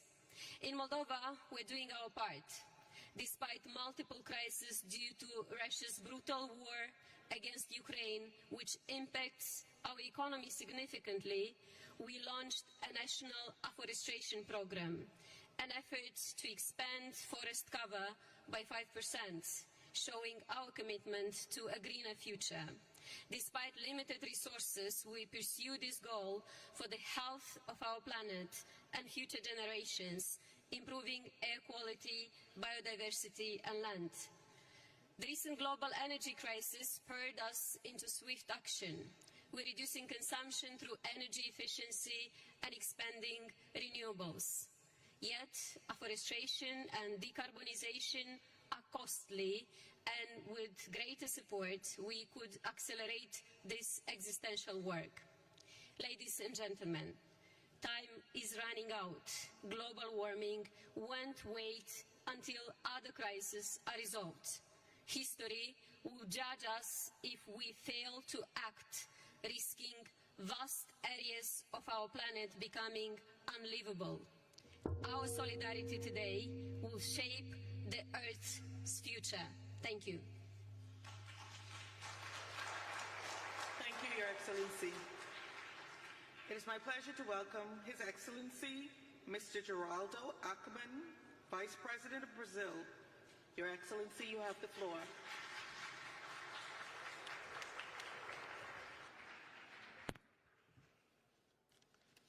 Senhora Presidente, senhoras Madam e Chairman, senhores, ladies and gentlemen, o percurso e os esforços the pathway diplomáticos and the da diplomatic Convenção do efforts Clima, of the Climate Convention, iniciados em which began in 1992 no Rio de in Rio de Janeiro, Janeiro, Brazil, nos trazem now agora bring a us to Baku, no Baku in Azerbaijan, Azerbaijan para a for COP29. COP29. Cada uma das Each etapas step desse caminho along this path representa represents avanços both e progress hesitações and do hesitations multilateralismo of na tarefa multilateralism de in the atingir task metas of achieving ambientais common comuns environmental e na goals capacidade de and in our estarmos à ability to altura dos rise desafios. to the challenges. A Conferência de Baku The Baku aspira a Conference definir aims to o novo define the objetivo new de climate financiamento finance climático. target. Esse The objetivo new deve ser financial ambicioso, target must be de ambitious modo a limitar o aumento in da a way as to temperatura limit the a temperature increase to 1,5 graus 1.5 Celsius. degrees Celsius. Baku tem também o Baku desafio also has the de challenge finalizar as to negociações conclude do mercado carbon de market carbono negotiations e orientar o and lead the caminho way para a implementação dos compromissos históricos atingidos na COP28, em particular sobre energia e florestas. O Brasil é reconhecido como uma potência ambiental e também líder na segurança alimentar. Temos a maior floresta tropical do mundo. Temos a matriz energética mais limpa entre as grandes economias. Uma agricultura eficiente e verde. E, sobretudo, temos a consciência e o comprometimento de que só há futuro se for sustentável. Estamos implementando o Plano Clima, que servirá como guia da política climática brasileira até 2035. Firmamos também o Pacto pela Transformação Ecológica entre os 3 poderes do Estado brasileiro para a implementação do qual é fundamental a participação da sociedade civil. Precisamos de medidas concretas e no ritmo necessário. Terei a honra de apresentar nessa COP29 a NDC do Brasil. Nossa meta reflete nossa mais alta ambição, a redução de emissões de até 67% até 2035, comparada ao ano de 2005. Ambiciosa, certamente, mas também factível. Para isso, entretanto, precisaremos juntos assegurar as condições e meios de implementação adequados. Nossa NDC é muito mais do que simplesmente uma meta de redução de emissões para 2035.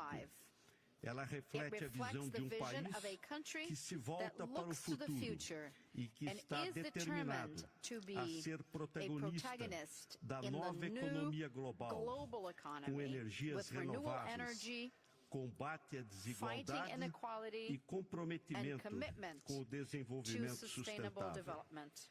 O sucesso da COP29 é parte fundamental para o sucesso da COP30, que teremos o orgulho de sediar em Belém, no Brasil, e também para a resposta global à mudança do clima. A omissão de agora custará muito para o depois. Em nome do presidente Lula, I hope to see you next year in Brazil. Thank you. I hope to see you next year in Brazil. Thank you. Thank you, Your Excellency. It is my pleasure to welcome His Excellency Mr. Philip Isidore Mapango, Vice President of the United Republic of Tanzania. Your Excellency, you have the floor.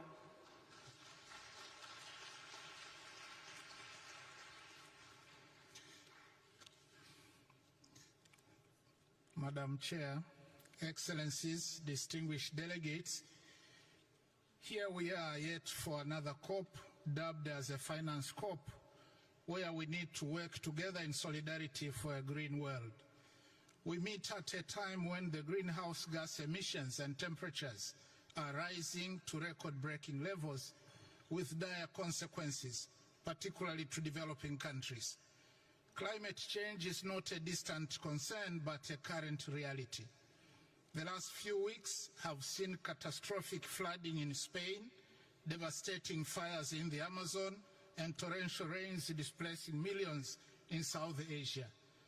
My country has also not been spared by such catastrophic events, and they are costing us 2 to 3% of our GDP lost annually. While a total of $19.2 billion will be needed by 2030 to deliver on our NDCs, so far only about $500 million have been received, necessitating use of our own internal resources at the expense of other development projects and increasing our debt burden. And this scenario is now the order of the day across Africa. And this is obviously inappropriate and unethical for adaptation, loss damage, and for Africa that never caused this problem. Since Copenhagen, the promise of real finance has been elusive. The finance COP, therefore, must move from empty rhetoric and come up with bold decisions that address the financing needs of countries corresponding to the urgency of the climate crisis. We look forward to a fit-for-purpose new collective quantified goal to replace the $100 billion goal agreed in 2009. This is indeed an opportunity to drive systemic change in climate finance, because what will be agreed will inform climate action or inaction for years to come.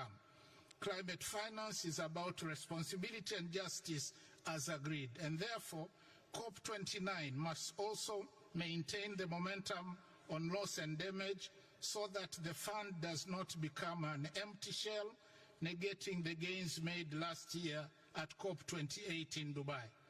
Excellencies, Tanzania remains committed to contribute to global efforts to combat climate change. We are using own resources on projects that foster development and those that supply clean energy, environmentally friendly transportation systems, improved early warning systems, and waste management. In addition, Tanzania has a total area of 48.1 million hectares of forest reserves, with an estimated carbon storage potential equivalent to 2% of the world's total carbon.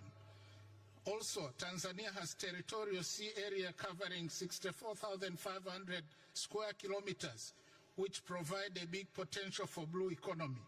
We are committed to continue conserving these critical marine and forest ecosystems. Indeed, we are already acting in solidarity for a green world, even with our own meager resources. Yet the challenge we are facing is that carbon markets are not yet fully defined, and thus denying our countries the payments they deserve. There is lack of information and capacity to participate gainfully in carbon markets. To conclude, let me emphasize that we cannot talk about a just transition without focusing on clean cooking. That matters greatly to the majority of Africans. About 900 million people in Africa still cook using biomass fuels, resulting into deforestation, loss of carbon sinks, and deaths due to smoke-related diseases.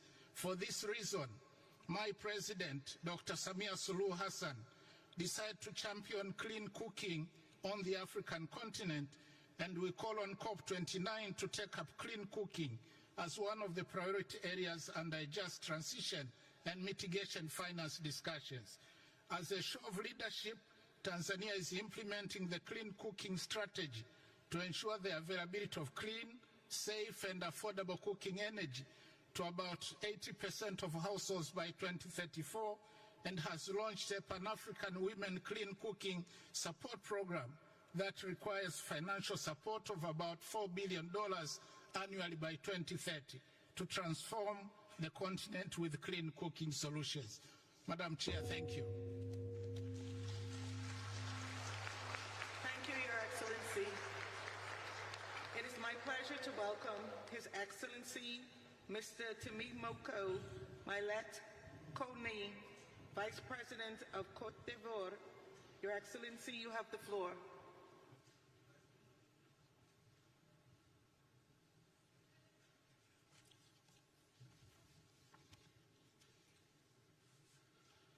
Madame la Présidente, Excellences, Mesdames et Messieurs, notre rencontre de ce jour se tient dans un contexte où la crise climatique a atteint un niveau d'urgence sans précédent. Le dernier rapport des Nations Unies sur le climat est alarmant. Notre planète se réchauffe à un rythme inquiétant qui nous éloigne de l'objectif de 1,5 degré Celsius fixé à Paris.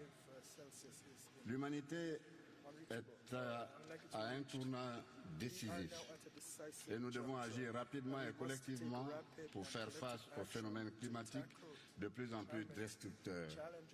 Aucun pays ne semble d'ailleurs épargné. En Côte d'Ivoire, les actions audacieuses sont en cours. Sans ces actions, notre PIB pourrait baisser de 13% d'ici 2050 et près de 2 millions d'Ivoiriens pourraient basculer dans l'extrême pauvreté. Il est clair que les conséquences économiques, sociales et sanitaires seront inévitables si nous demeurons passifs. C'est pourquoi, sous le leadership de son Excellence M. Alassane Ouattara, président de la République de Côte d'Ivoire, notre pays a pris des mesures fortes qui confirment notre engagement dans la mise en œuvre de l'accord de Paris. Cette année, nous avons conclu avec le Fonds monétaire international la facilité pour la résilience et la durabilité et exploré, en collaboration avec de nombreux partenaires, dont la Banque mondiale, des solutions de financement innovantes. Parallèlement, nous avons renforcé notre gouvernance en créant une commission nationale sur le changement climatique et un bureau du marché du carbone. Nous avons ainsi adopté un projet de loi sur le climat. Aujourd'hui, la Côte d'Ivoire est prête à intégrer le marché international de carbone avec des réductions d'émissions de haute intégrité liées à la préservation forestière. Excellences, Mesdames et Messieurs, nous devons nous rendre à l'évidence. Les drames liés au climat, ainsi que la disparition rapide de la riche biodiversité de notre planète, menacent fortement notre avenir commun. Face à la gravité de cette situation, la Côte d'Ivoire appelle au respect des engagements pris lors des COP28, de la COP28 et lors des conférences précédentes, notamment l'abonnement des fonds pertes et dommages et la mobilisation des ressources attendues par l'Afrique et les pays en développement pour mieux s'adapter au changement climatique. Mais au-delà, les grandes économies doivent réduire drastiquement leurs émissions de gaz à effet de serre pour faciliter l'accès aux technologies climatiques et accélérer le financement de la transition énergétique des pays en développement. L'Afrique, qui fournit l'essentiel des matières premières stratégiques, doit légitimement bénéficier des ressources suffisantes pour financer sa transition énergétique sans s'endetter davantage. Mesdames et Messieurs, cette conférence se doit d'être plus que jamais à la hauteur des attentes des populations des pays développés. COP29 çərçivəsində növbəti mətbuat konfransı başlayıb. Konfransda COP29-un prezidenti Muxtar Babayev, BMT-nin iqlim dəyişikliyi üzrə çərçivə konvensiyasının icraçı direktoru Simon Stin və digər rəsmilər iştirak ediblər.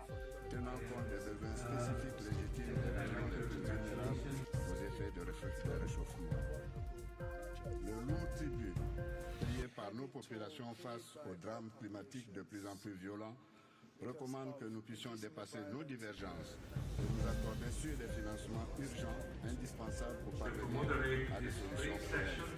Faisons ensemble que COP29 çərçivəsində növbəti mətbuat konfransı başlayıb. Konfransda COP29-un prezidenti Muxtar Babayev, BMT-nin iqlim dəyişikliyi üzrə çərçivə konvensiyası notre planète et assurer un avenir durable aux générations futures.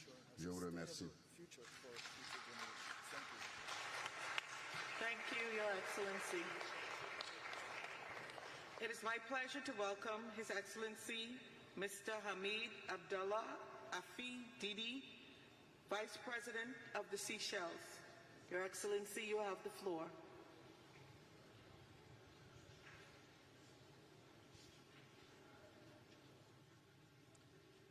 Thank you, Madam President, distinguished delegates, ladies and gentlemen. It's a great privilege to stand in front of you and to present the position of Seychelles. Tiny group of islands of only 100,000 people, 115 islands. Most people live on about 3. Our land area is about 455 square kilometers. This is less than the size of Munich in Germany. But our maritime area is 1.374 million square kilometers. This is the size of France and Turkey put together. So 100,000 France and Turkey. What are we doing in Seychelles to protect the environment and to protect the planet? Madam Chair, the UN has set all of us countries goals that we have to protect 30% of our land, fresh water, and our oceans by 2030. 30%. Of our little amount of land, we've protected half already. Of that huge expanse of sea that we have, we've already protected 32%. In other words, we have achieved the UN 30 by 30 4 years ago. So the Seychelles has performed. And in fact, of the sea area that we're protecting, there's an area called Saya de Mala, which is the size of Switzerland. And it's actually a seagrass meadow. What does it do? It absorbs carbon emission. So our output, we emit about 600,000 tons, but our seagrass meadow absorbs 18 million tons. So in other words, for every ton that we put out, we absorb 30 tons from the rest of the world. Having done all of that, what do we find? Rising sea level. It's threatening our port, our airport, our housing infrastructure, our fuel farm, our power station, our courts. Everything is being threatened. We have to relocate our houses. We have to relocate infrastructure. It may cost us $15 to $20 million to relocate houses. 15 to 20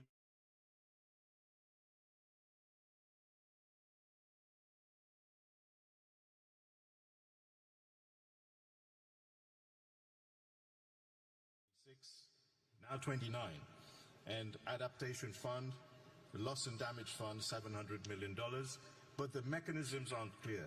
What Seychelles is asking COP29, let's make this a resolution that we shall ask that the mechanisms to release those funds be decided. Just like the gong just went now, if this could have been done every time it made a boom, we could have released $1 million. I think this afternoon Seychelles would have had all the money that it needed to restore a lot of its damaged environment. So I say to COP29, and I say to the world, let us do all we can to put the words into action. There are countries punching way above their weight. Seychelles is doing its best to help the world. Please help us. Let's make these promises become a reality. Thank you very much.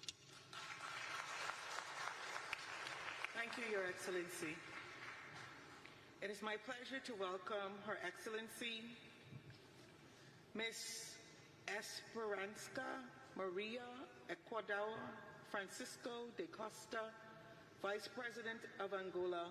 Your Excellency, you have the floor.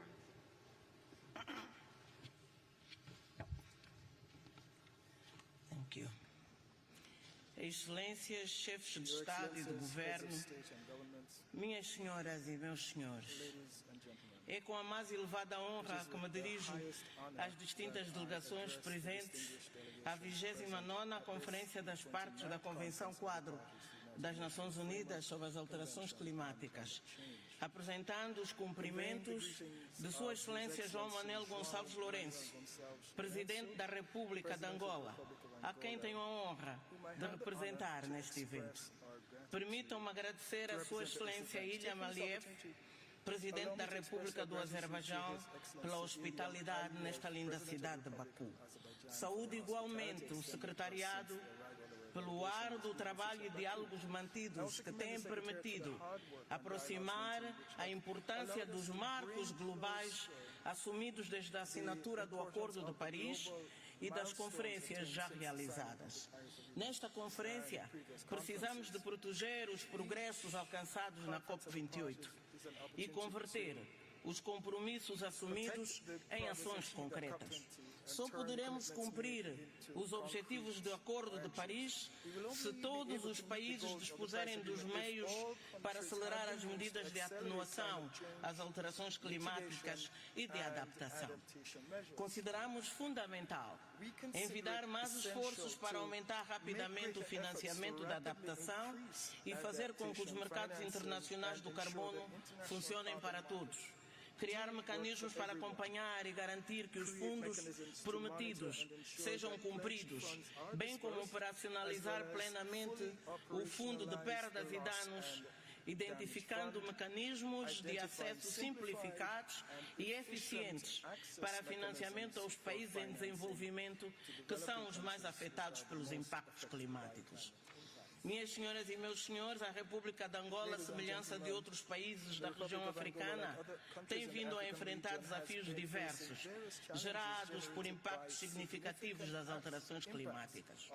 A Estratégia Nacional para as Alterações Climáticas até 2035 integra, por isso, questões sobre as alterações climáticas de forma transversal nas políticas nacionais, bem como o financiamento, a melhoria da pesquisa, a observação e a análise dos cenários climáticos, de modo a identificar os múltiplos perigos e partilhar dados para responder aos diferentes problemas ligados às alterações climáticas, incluindo as migrações forçadas.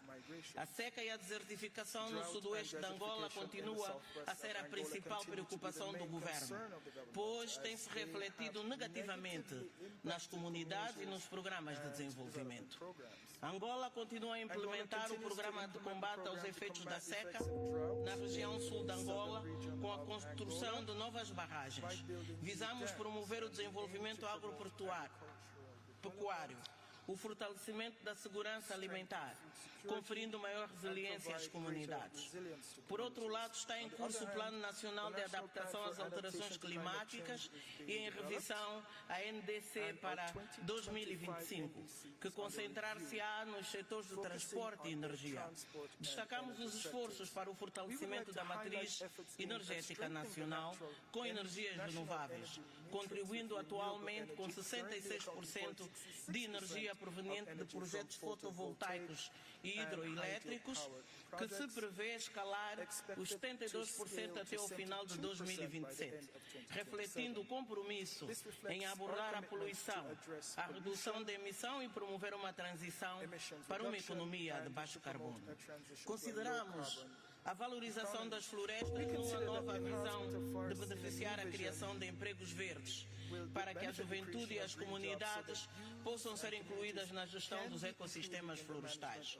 Continuamos a envidar esforços para o aumento das áreas de conservação terrestre e iniciamos um vasto programa de identificação de zonas marinhas ecologicamente significativas que permitirão a criação de redes de áreas marinhas protegidas, fator-chave no desenvolvimento da economia azul.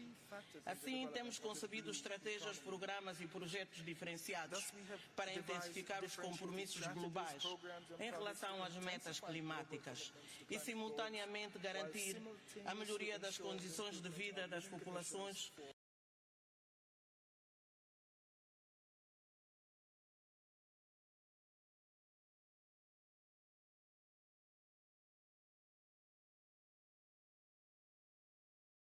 Reduzindo a pobreza e propiciando um ambiente de harmonia na região da África Austral, através da cooperação profícua, por via da gestão. As nossas perspectivas não poderão ser alcançadas com tensões e conflitos que emergem no contexto internacional.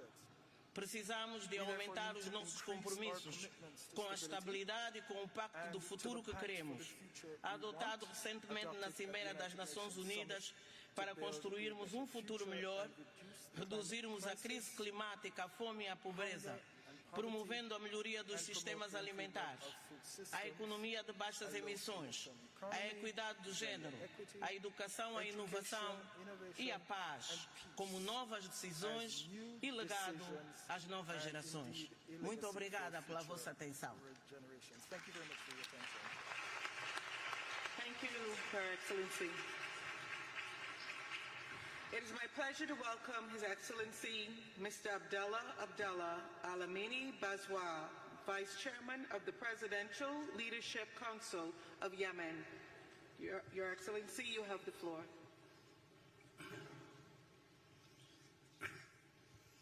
فخامة الرئيس إلهام علييف رئيس جمهورية أذربيجان، أصحاب الفخامة والسيادة والسمو رؤساء الدول والحكومات، السيد الأمين العام للأمم المتحدة، السيدات والسادة، السلام عليكم ورحمة الله وبركاته.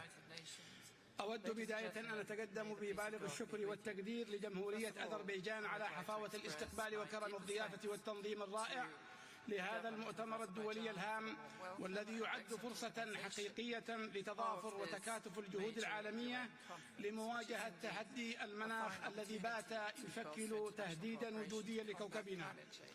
إننا نجتمع اليوم في مدينة باكو حاملين هموم كوكبنا على أكتافنا، هموم تتجاوز الحدود والجنسيات لتجمعنا جميعا تحت سقف واحد، سقف الحفاظ على هذا الكوكب الذي هو موطننا المشترك. ولن أسترسل في توصيف المخاطر العالمية للتغيرات المناخية بعد أن أشار إليها الكثيرون من على هذا المنبر الدولي الرفيع، لكني سأتناول الموضوع من ناحية تأثر بلدي اليمن بهذه التغيرات المناخية.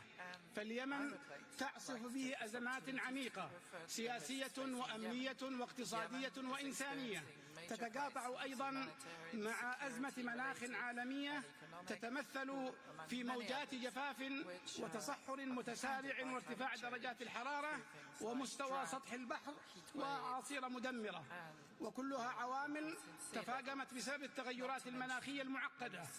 وكل هذا زاد من هشاشة وضعنا الإنساني والاقتصادي الناتج عن حرب مستمرة منذ ما يزيد عن 10 سنوات أشعلتها الميليشيا الحوثية الإرهابية المدعومة إيرانيا.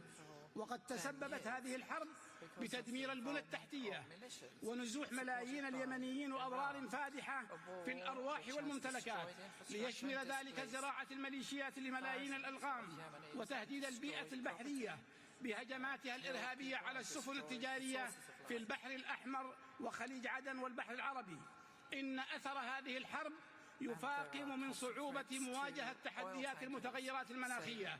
وعلى سبيل المثال فإن الأعاصير والفيضانات المفاجئة التي ضربت بلادي هذا العام تسببت بسقوط عشرات الضحايا وأكثر من 100,000 نازح.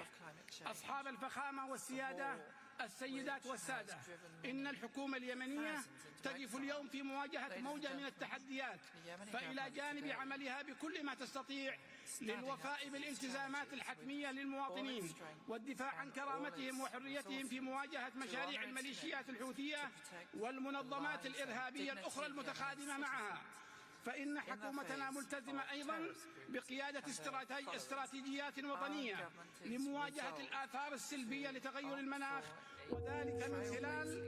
وذلك من خلال تعزيز القدرات المؤسسية وتبني سياسات مستدامة تهدف إلى التكيف مع المتغيرات المناخية والتخفيف من آثارها، وتحسين إدارة الموارد الطبيعية، وتطوير قدرات المجتمعات المحلية على مواجهة الكوارث وخصوصا في المناطق الريفية والساحلية.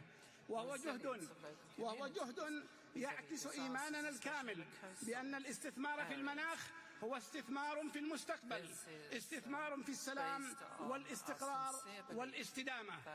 وعليه فإنني أتوجه باسم الشعب اليمني بالتحية والتقدير للأشقاء في المملكة العربية السعودية ودولة الإمارات العربية المتحدة الذين بادروا إلى هذا النوع من الاستثمار الرشيد من أجل المستقبل والتخفيف من تداعيات التغيرات المناخية على الشعب اليمني.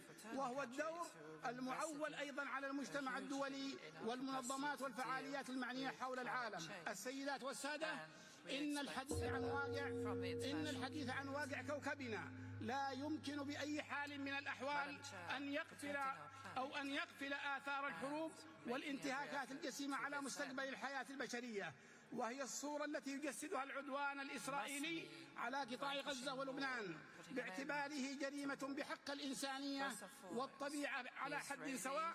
إنه جريمة بحق الحياة. ومن هذا المنبر أجدد موقفنا الثابت المتضامن مع كافة الشعوب التواقة للحرية والسلام والعدالة، وفي المقدمة الشعب الفلسطيني الصابر والمناضل في سبيل عزته وكرامته وإقامة دولته المستقلة كاملة السيادة. ونحيي نتائج القمة العربية والإسلامية الغير عادية التي انعقدت يوم أمس بالرياض. ختاما، إن الحفاظ على كوكبنا ليس خيارا بل هو واجب علينا جميعا، فالأرض هي بيتنا وهي الإرث الذي سنتركه لأجيال القادمة. إننا نؤمن بأن مواجهة هذه التحديات يتطلب تعاونا دوليا واسعا وجادا، فمواجهة تلك التحديات ليس مجرد استثمار في الحاضر، بل هو استثمار في مستقبلنا المشترك. فدعونا نجعل من هذا المؤتمر نقطة تحول لالتزامنا جميعا بالعمل الجاد من أجل مستقبل أكثر أمانا واستدامة. وشكرا جزيلا. Thank you, Your Excellency. It is my pleasure to welcome His Excellency Mr. Michael Bisbet Usi, Vice President of Malawi. Your Excellency, you have the floor.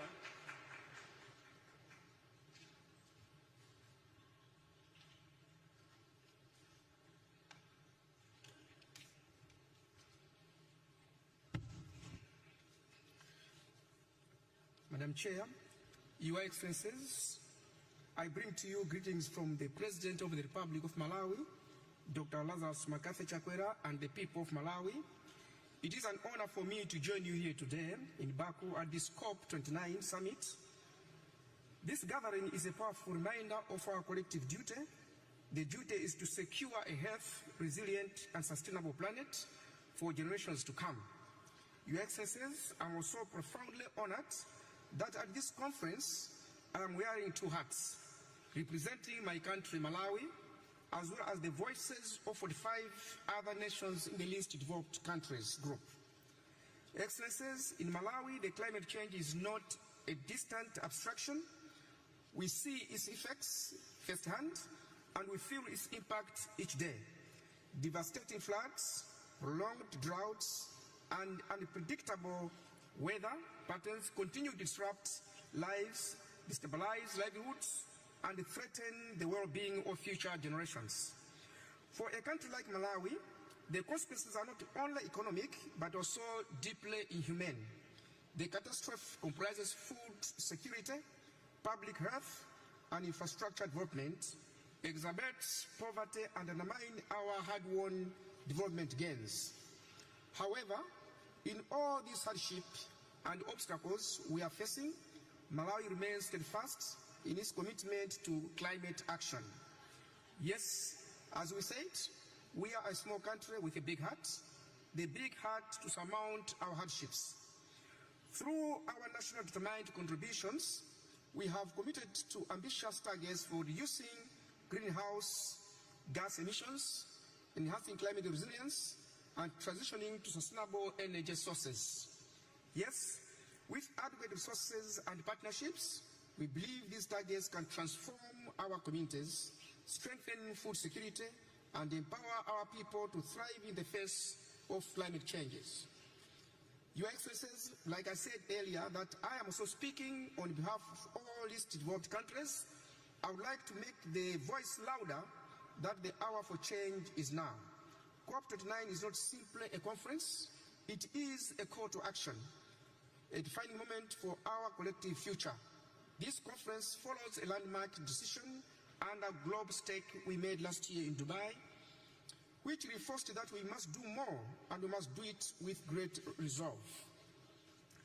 As LDC's community, we call upon all the parties to implement the recommendations from the global stock tech, particularly enhancing climate finance, accelerating clean energy transitions. We must collectively accelerate our transition to renewable energy and reduce dependency on fossil fuels. Strengthening adaptation, prioritizing loss and damage. This fund must be designed to directly benefit those who have suffered the most and with flexibility to meet the specific needs to each affected nation. I thank you. Thank you, Your Excellency. It is my pleasure to welcome His Excellency Mr. Jeremiah Kapang Young, Vice President of Liberia. Your Excellency, you have the floor.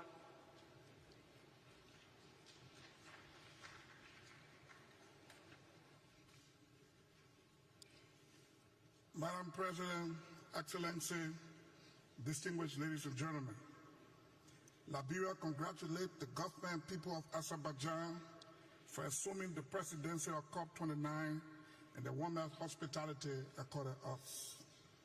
I bring you greetings from Excellency Joseph Yuma Boakai Sr., President of the Republic of Liberia.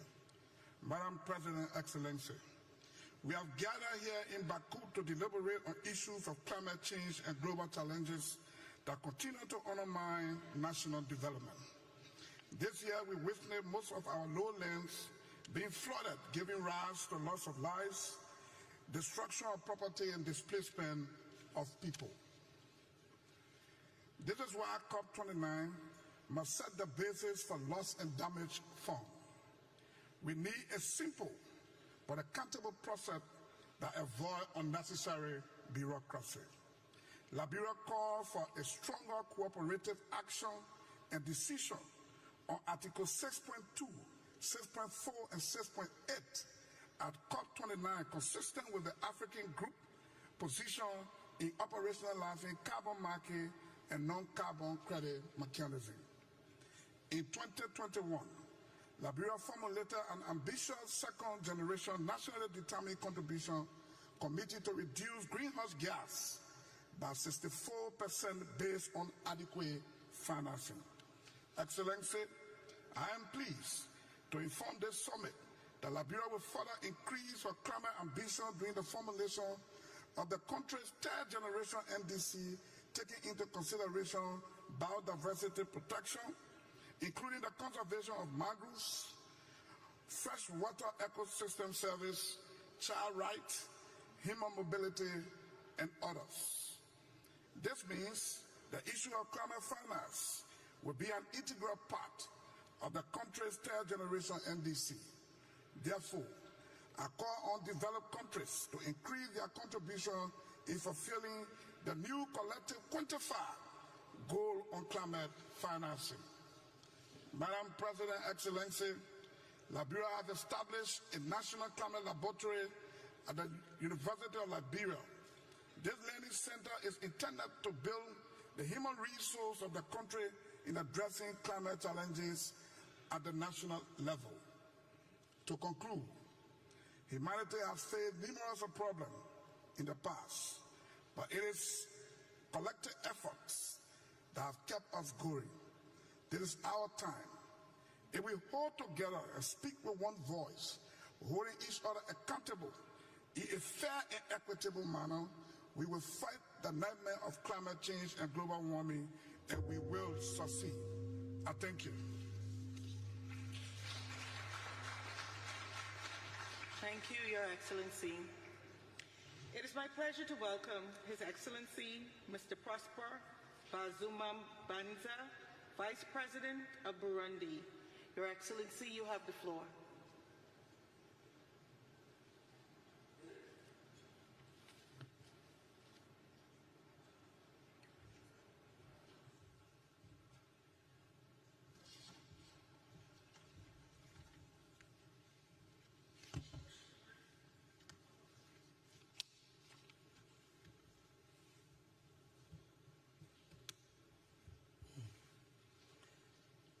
Excellences, Monsieur le Président de la COP29, President of COP29, Excellences, Mesdames et Messieurs les chefs d'État et de gouvernement, et vous distingués chefs de délégation, c'est un honneur, un réel plaisir de prononcer ce discours en lieu et place de son Excellence le général-major Évariste Ndayishimiye, président de la République du Burundi, et du gouvernement burundais à son rendez-vous crucial de la COP29. Mais avant tout propos, permettez-moi d'apprécier à juste titre l'accueil chaleureux dont nous avons fait l'objet moi-même et ma délégation par le gouvernement d'Azerbaijan. Excellences, Mesdames et Messieurs, le Burundi, pays de mille et une collines couvertes de verdure et pays aux forêts et savanes, se trouve malgré tout confronté aux effets du changement climatique comme les autres pays du monde, ce qui se manifeste chez nous par de faibles précipitations ou même de fortes précipitations ainsi que des périodes de saison sèche devenues plus longues. Le Burundi s'est fermement engagé aux côtés des pays signataires de l'accord de Paris à travers le document de contribution déterminés au niveau national qui seraient faits sur le plan national de développement du Burundi 2018-2027. À travers ce document, le gouvernement burundais vise que les écosystèmes puissent s'adapter naturellement au changement climatique. Des actions prioritaires d'adaptation et d'atténuation des effets dus au changement climatique dans toutes les politiques et plans sectoriels sont prises en compte par une approche multisectorielle.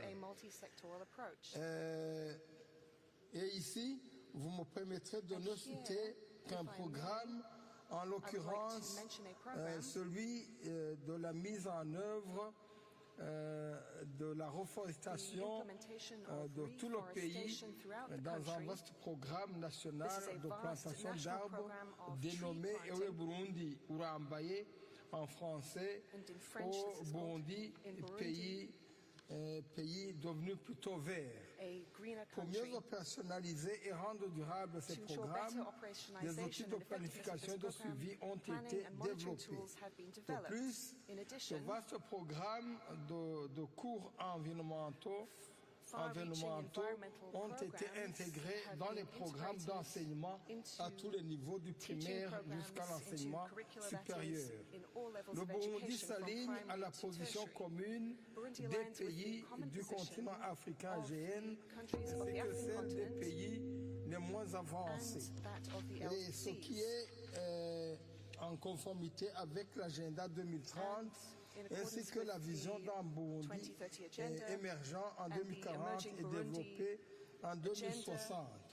Excellences, Mesdames et Messieurs, le Burundi voudrait saisir cette occasion pour demander aux parties impliquées dans la mise en œuvre de l'accord de Paris de s'acquitter de leurs engagements de soutenir les pays plus exposés aux impacts du changement climatique, dont le Burundi. En conclusion, nous voudrions interpeller les mécanismes financiers à mettre en place des processus simplifiés permettant l'accès facile aux fonds de financement climatique afin que les pays les plus vulnérables puissent faire face le plus rapidement possible aux effets du changement climatique. Je vous remercie de votre aimable attention. Thank you, Your Excellency. It is my pleasure to welcome His Excellency Mr. Pedro Sanchez Perez Caston, President of the Government of Spain. Your Excellency, you have the floor.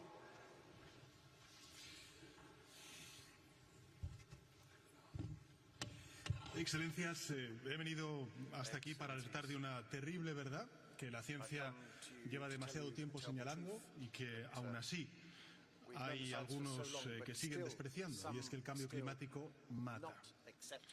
Solo el año pasado mató a más de 300.000 personas y acaba de contribuir a la muerte de más de 220 de mis compatriotas en España, en el mayor desastre natural de nuestra historia.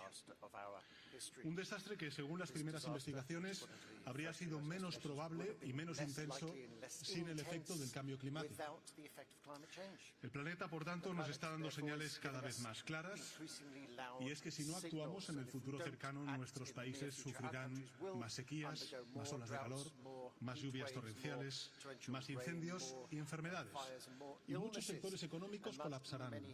Cientos de ciudades y pueblos se volverán inhabitables y la subida del mar y de los termómetros harán que prácticamente sea inhabitable el poder vivir en esas localidades. Esta amenaza existencial es ya evidente para cualquiera. Ha pasado de los artículos académicos a nuestras televisiones y ventanas. Pero aún así, en este momento tan crucial para la humanidad, estamos viendo a muchos gobiernos titubear, frenar el paso cuando se necesita avanzar más rápido o incluso negar la evidencia, darse la vuelta y caminar hacia atrás, volviendo al petróleo, a los vehículos de combustión, a la desregulación solo para que los ricos sigan siendo más ricos, aun a sabiendas de que esa fórmula nos conducirá a todos al desastre. Y por tanto no podemos permitirlo. Sabemos cuál es el problema, también sabemos qué tenemos que hacer para resolverlo. No necesitan medidas drásticas, no tenemos que renunciar a la abundancia ni volver a la edad de piedra. Tenemos que transformarnos. Tenemos que cambiar la forma en la que nos movemos, generamos riqueza y nos relacionamos con el planeta.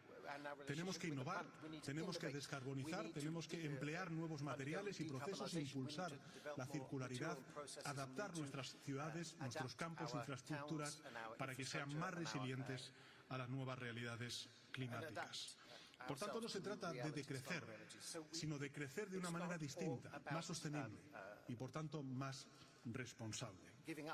Lograrlo no va a ser fácil, pero es posible. Y lo sé porque lo dice la evidencia. Porque, por ejemplo, en mi país, en España, ya lo estamos haciendo. En los últimos años hemos convertido la transición ecológica en una fuente de modernización y de prosperidad. Hemos reducido en un 40% nuestras emisiones y nuestro consumo de recursos naturales. Y al mismo tiempo hemos sido la economía de la OCDE que más ha crecido y que más empleo ha creado durante estos últimos años. Y se puede crecer con equidad, por tanto, y respetar el planeta. Por eso les ruego, no hagan caso a quienes dicen que la transición ecológica es incompatible con el bienestar de las naciones o que es mala para las clases medias y trabajadoras, porque no es cierto. De hecho, es justo lo contrario. Si no conquistamos la sostenibilidad, si nuestros niveles de bienestar y seguridad no se adecúan a esa sostenibilidad, van a caer considerablemente a lo largo de la próxima década. Y los primeros en sufrirlo serán precisamente esas clases medias y trabajadoras, porque son las que trabajan en los sectores y viven en las zonas más amenazadas. Eso es justo lo que ha pasado en España, en concreto en Valencia, donde todavía hay personas desaparecidas y cientos de hogares cubiertos por el lodo. Por eso estoy aquí, Excelencias, porque en este momento solo hay una cosa tan importante como ayudar a las víctimas de esta terrible tragedia en Valencia. Y es evitar que se produzca de nuevo, evitar que los desastres naturales se repitan y se multipliquen. España cumplirá, se lo garantizo. Vamos a seguir transformándonos para hacer que antes de 2050 seamos una sociedad neutra en carbono y respetuosa con los límites medioambientales, pero de poco servirá si solo lo hacemos unos y no todos, porque el planeta tiene una sola atmósfera y todos sus patrones climáticos están interconectados. Por eso concluyo pidiendo, como uno de los países más vulnerables ante el cambio climático, que actuemos, que dejemos de arrastrar los pies, que dejemos de negar la ciencia, que cumplamos con la promesa que le hicimos a la humanidad hace 7 años cuando firmamos el Acuerdo de París. Salvemos las vidas de nuestros ciudadanos, salvemos sus economías y salvemos el planeta. Muchas gracias. Thank you, Your Excellency. It is my pleasure to welcome His Royal Highness Al Hussein bin Abdullah II, Crown Prince of Jordan. Your Royal Highness, you have the floor.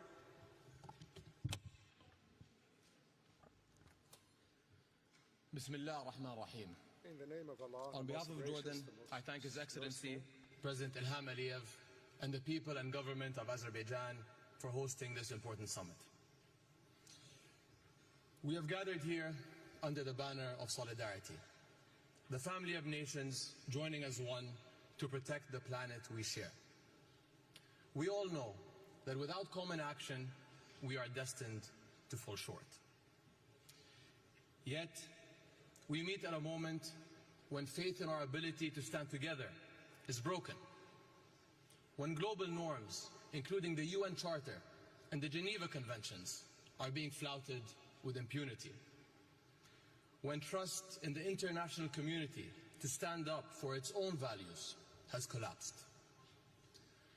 When humanitarian violations are broadcast daily for the whole world to see, yet continue to be ignored and dismissed without consequence.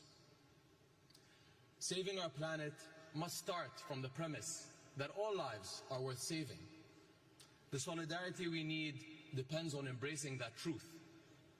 Yet, over the past 13 months, the world has stood by as thousands of Palestinians have been killed in Gaza, the majority women and children. How can we work together for our shared future when some are deemed unworthy of one. The ongoing violence in my region undermines peace and security beyond its borders. In the end, this will benefit no one. My part of the world is already exposed to the harsh realities of climate change, to heat, to drought, to loss of biodiversity. The war is compounding environmental challenges for Gaza and beyond. A recent United Nations Environment Programme study highlighted contamination of land, water, and air. Sewage and waste management systems have been destroyed. Entire communities are now graveyards of debris. Another study found that rebuilding Gaza will result in total emissions higher than the annual emissions of more than 135 countries. An inclusive, just approach to the climate challenge requires that we address the links between climate, peace, and security. Nor is this clearer than among global refugee communities and their hosts, who are some of the most vulnerable to climate change. During COP27, His Majesty King Abdullah II launched the Global Climate Refugee Nexus Initiative. 58 countries have signed on to date, and we invite others to join. 1 in every 3 people living in Jordan is a refugee, and our infrastructure is feeling the strain. We face rising demand on stressed resources and services, including water, health, and education. And while we in Jordan have made significant strides in clean energy, water conservation, and climate-smart agriculture, these efforts are not enough. We need to rally communities around climate action and secure a better future for our youth and generations to come. In my country, we are implementing climate policies while grappling with the impacts of conflict. Yet, we can't solve these twin crises alone. As our summit works towards a new collective quantified goal, we must prioritize refugee hosting countries, especially those in climate hotspots, and ensure that global climate financing mechanisms uphold accountability and transparency for all. Just as urgently, we must rebuild trust in the international community itself and acknowledge past failures. Our inability to collectively do what is right is turning us into passive observers, fully aware, yet unwilling to act. As His Majesty King Abdullah has said, no one is a bystander in the fight for life on Earth. That means fighting against climate change, fighting for peace, and fighting to alleviate human suffering together, because every life is worth fighting for. Thank you. Thank you, Your Excellency. It is my pleasure to welcome Her Excellency Ms. Mia Amor Mortley, Prime Minister of Barbados. Your Excellency, you have the floor. Thank you very much, Your Excellencies. It is fitting that this 29th COP should take place here in this beautiful city of Baku, standing as it does the sentinel between East and West doorway, between the global North and the global South, a bridge between the ancient, the modern, and indeed the future, with the majestic Caucasus Mountains behind us, reminding us of the heights that we must now scale in order to be successful in this process. We are in the midst of a climate crisis. We are in a season of superlatives. And the reality is that these extreme weather events that the world is facing daily suggest that humanity and the planet are hurtling towards catastrophe. The extreme weather requires from us a serious commitment at this COP with respect to new collective quantified goals that enable us to reverse the current trajectory and to fund mitigation, adaptation, and of course loss and damage. This commitment must encompass 7 critical elements.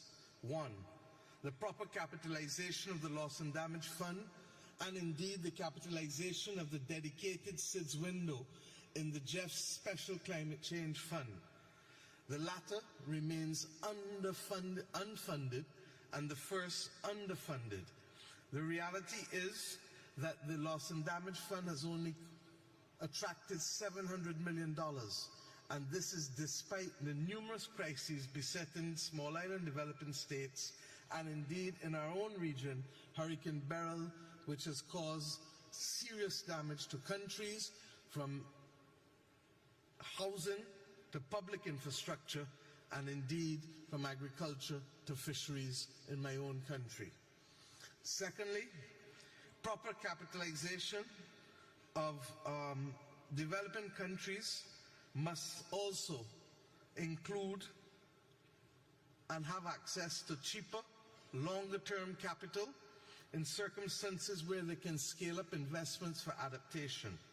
Thirdly, the economic noose of tightening the fiscal space must be loosened by adopting the principles, in our view, of Bridgetown Initiative 3.0 through the delivery of urgently needed financial reforms. We must change the rules of the game, shock-proof vulnerable economies, and indeed review debt sustainability while at the same time augmenting resources. Fourthly, rich countries must deliver on their commitments.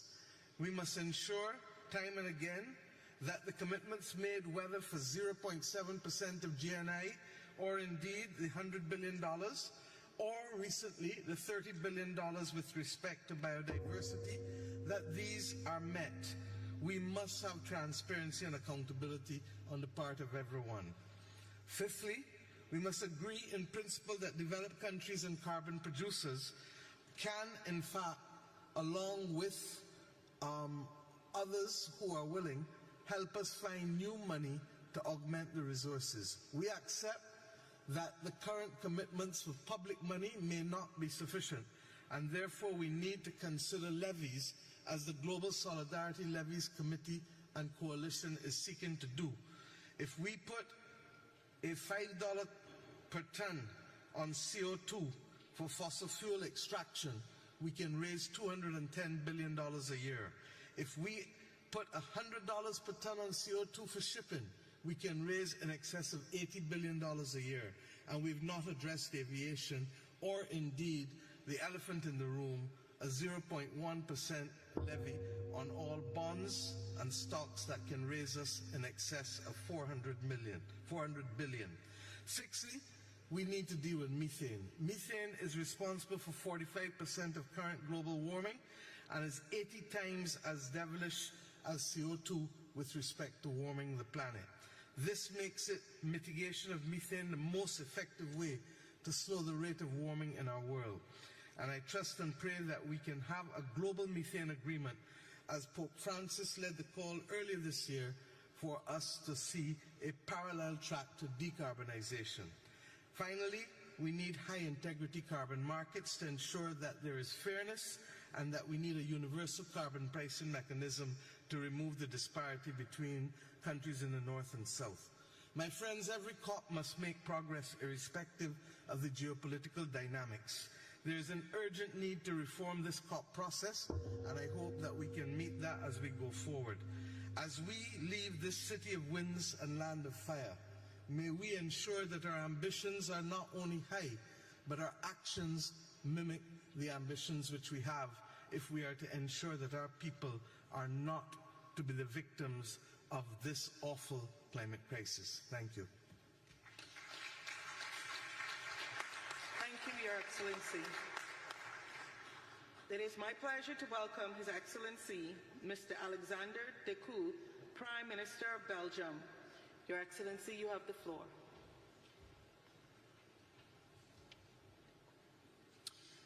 Madam President, dear colleagues, this is not a time to falter. Emissions continue to rise, and we see more and more destructive climate disasters. There is one certainty.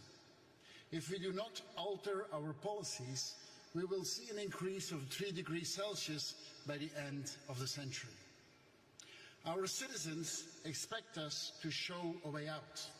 They want us to collaborate on a faster and more resolute decarbonization and moving away from fossil fuels.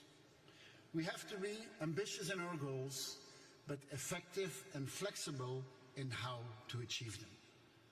Dear colleagues, Meetings like these are often perceived as talking shops.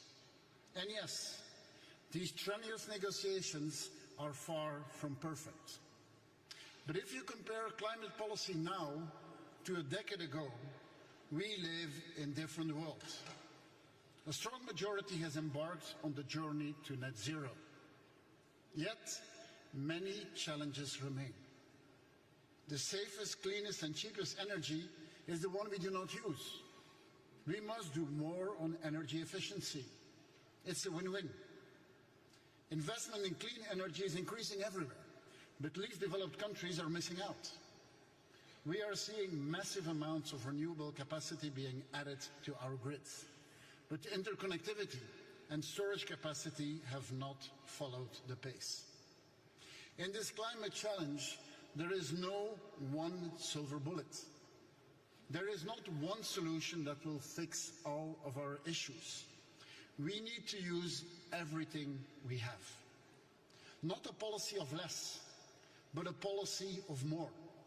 More growth, more cooperation, more innovation, more investment, but affordable and achievable for everyone.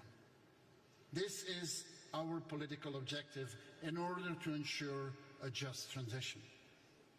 Citizens will buy electric cars and will insulate their homes, but only when it makes economic sense. Allow me as well to emphasize the importance of ensuring a just climate transition. Global competition needs to be fair. In this regard, Belgium and the EU will redouble efforts to strengthen the competitiveness and the sustainability of our economy. A just transition also matters domestically, as a transition for our economies should leave no one behind and should ensure the creation of high-quality jobs. Ladies and gentlemen, let us turn to the objectives for COP29. First, this must be the enabling COP. Let's implement what we agreed upon.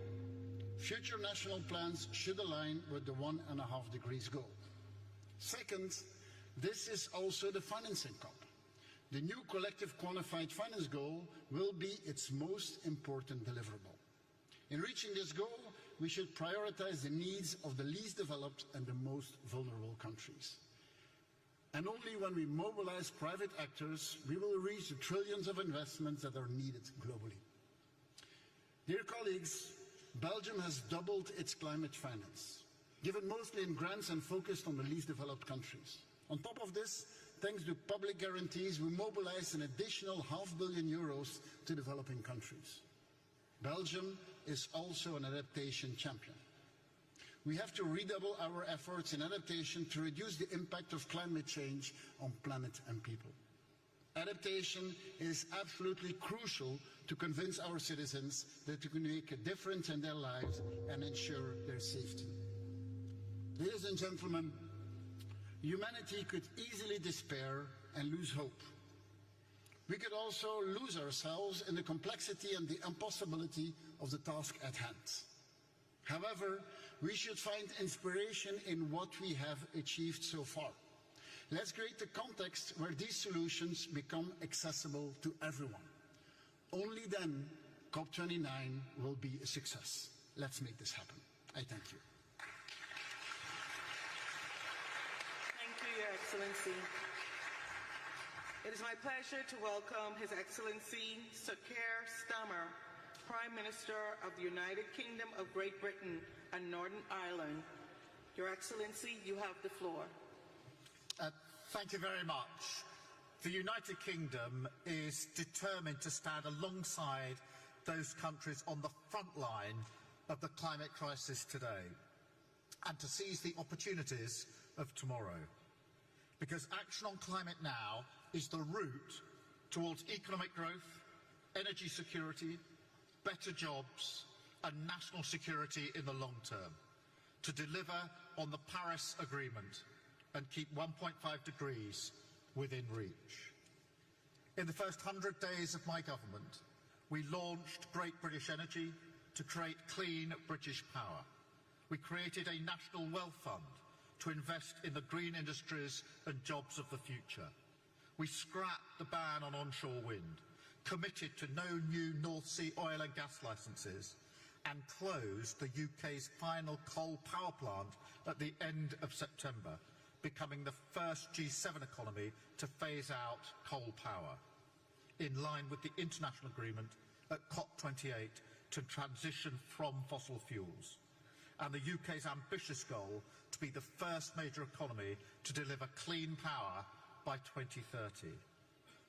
Today I can confirm 3 months ahead of the deadline the UK's 2035 international target, our nationally determined contribution to reduce all greenhouse gas emissions by at least 81% on 1990 levels, aligned with 1.5 degrees. And we urge all parties to come forward with ambitious targets of their own, as we all agreed at the last COP. We will work in partnership to support other countries to develop their own commitments and transition through our forthcoming Global Clean Power Alliance. And finance will be its first focus. We will honour the commitment made by the previous government to provide £11.6 billion of climate finance between April 2021 and March 2026. But we must use public finance as a multiplier to unlock much more private investment and reform our international financial institutions.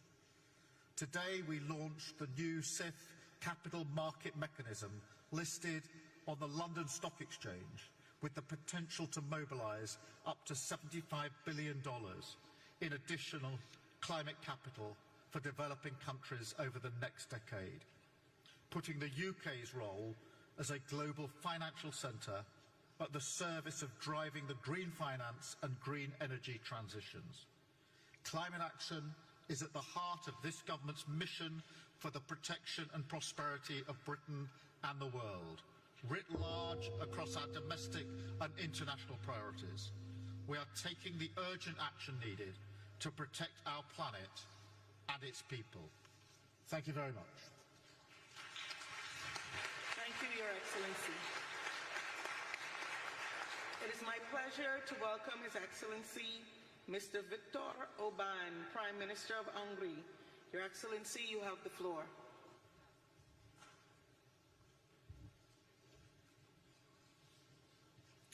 Excellencies, ladies and gentlemen, first of all, I would like to thank President Aliyev for hosting this important conference. Azerbaijan is a key partner for Europe in reaching our climate goals, making it the ideal place to host today's conference. Last week, Budapest hosted the European Political Community Summit and the European Council Summit as well. Almost 50 heads of state and government gathered in Budapest, where European leaders adopted a new declaration on competitiveness. The Budapest Declaration will shape the European Union's approach to climate issues as well. Our mission is to make Europe more competitive, and we approach climate protection with this vision in our mind. We are proud that Hungary is among the few countries of the world in the recent years which has been able to enhance its economic performance parallel to decreasing its emissions. We cannot sacrifice our industry or agriculture in this process. We must continue advancing the green transition while also maintaining our use of natural gas, oil and nuclear energy. The price of climate change should not be paid by our farmers. Farmers are the backbone of our economy and society. We must offer them stability and predictability to thrive.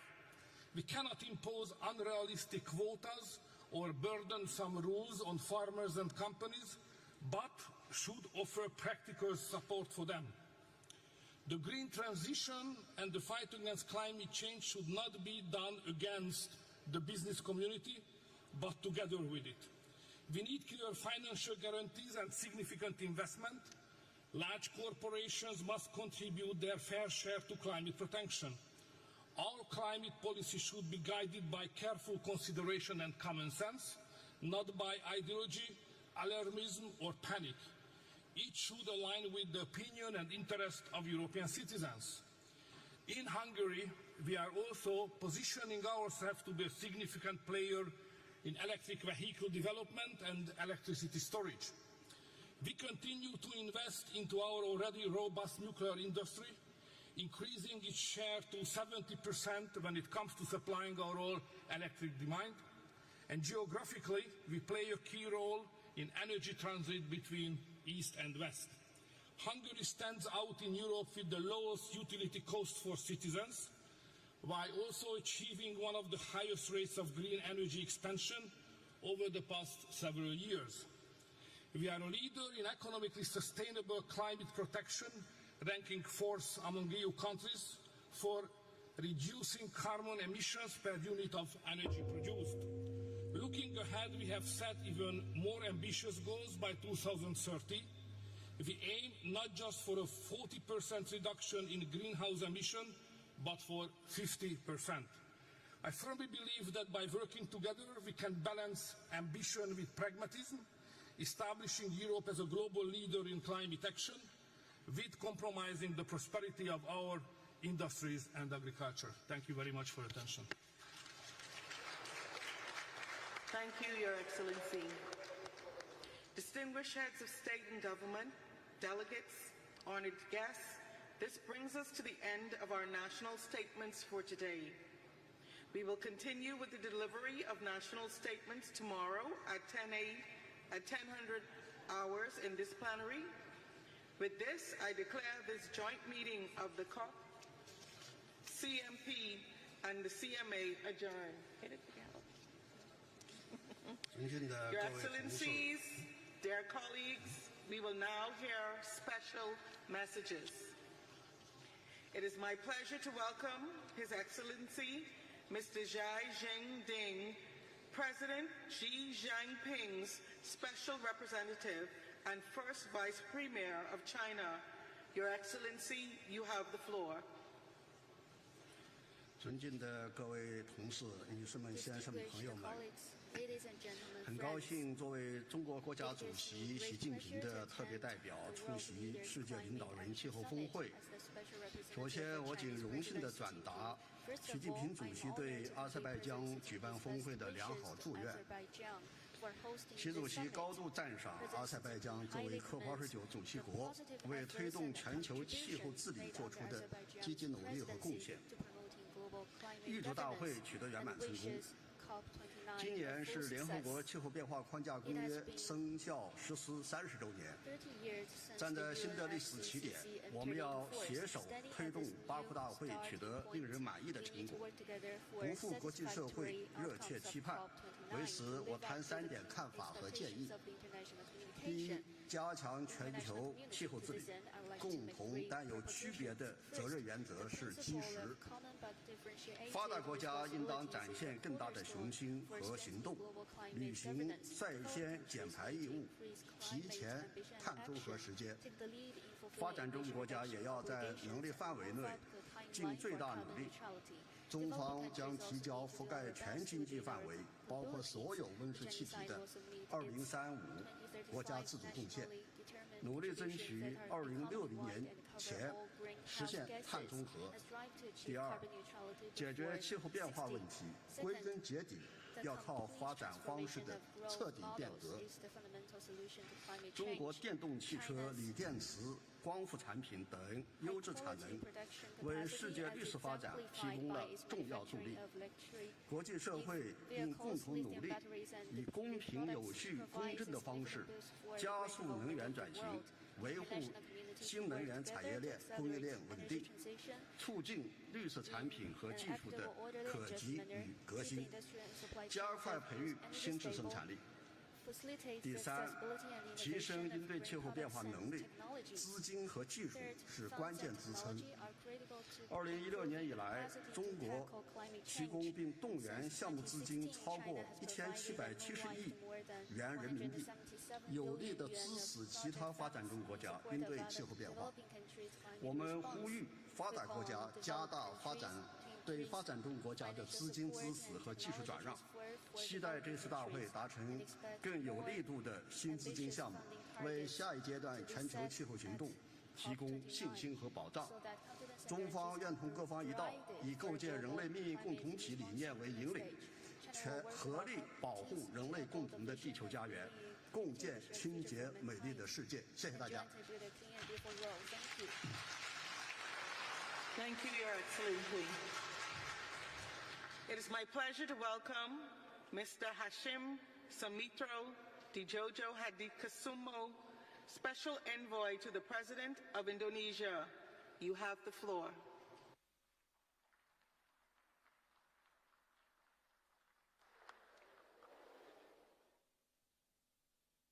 I am representing my President, Prabowo Subianto, who unfortunately cannot attend this important event due to prior commitments. He promises to enhance Indonesia's climate action and continue the policies set out by his predecessors. President Prabowo envisions economic growth beyond 8% per year and ensures green, resilient, and inclusive development for all of our people. This vision determines our ambition to reduce greenhouse gas emissions towards net zero by 2060 or sooner, and avoiding 1 billion tons of carbon dioxide emissions. We are shifting from fossil fuel-based to renewable-based development with 75% of additional power generation capacity. 70,000 kilometers of smart transmission lines will be constructed to transmit energy across Indonesia's main and most populous islands. Indonesia will also develop a green smart grid, adding 42 gigawatts of wind and solar power, tripling energy capacity totaling 75 gigawatts. Affordable clean energy will be provided to accelerate growth, create more jobs, ensure food security, and alleviate poverty for the people's prosperity, while balancing growth with environmental sustainability. We will commence to reforest more than 12 million hectares of severely degraded forests over time, revitalize degraded land to increase food production, protect our oceans for a prosperous blue economy, and empower our local communities for climate resilience and quality green jobs. Our efforts require three enablers: a comprehensive green growth policy framework, which we are finalizing, massive investments of $235 billion, and international collaboration. We need to mobilize global resources in terms of technology, finance, and investment, forming a united front to combat global warming and reclaim humankind's right to survive. Indonesia is indeed blessed with extensive saline aquifers, which offer nearly 500 gigatons of carbon capture and storage capacity. Several multinational companies have expressed high interest in such multi-billion-dollar projects. We further commit to developing a robust carbon market, starting with optimizing Indonesia's 557 million tons of verified carbon credits. We must work together to provide a better future for next generations. Thank you very much. Thank you. Your Excellencies, dear colleagues, I wish you a good evening. The high-level segment will resume tomorrow.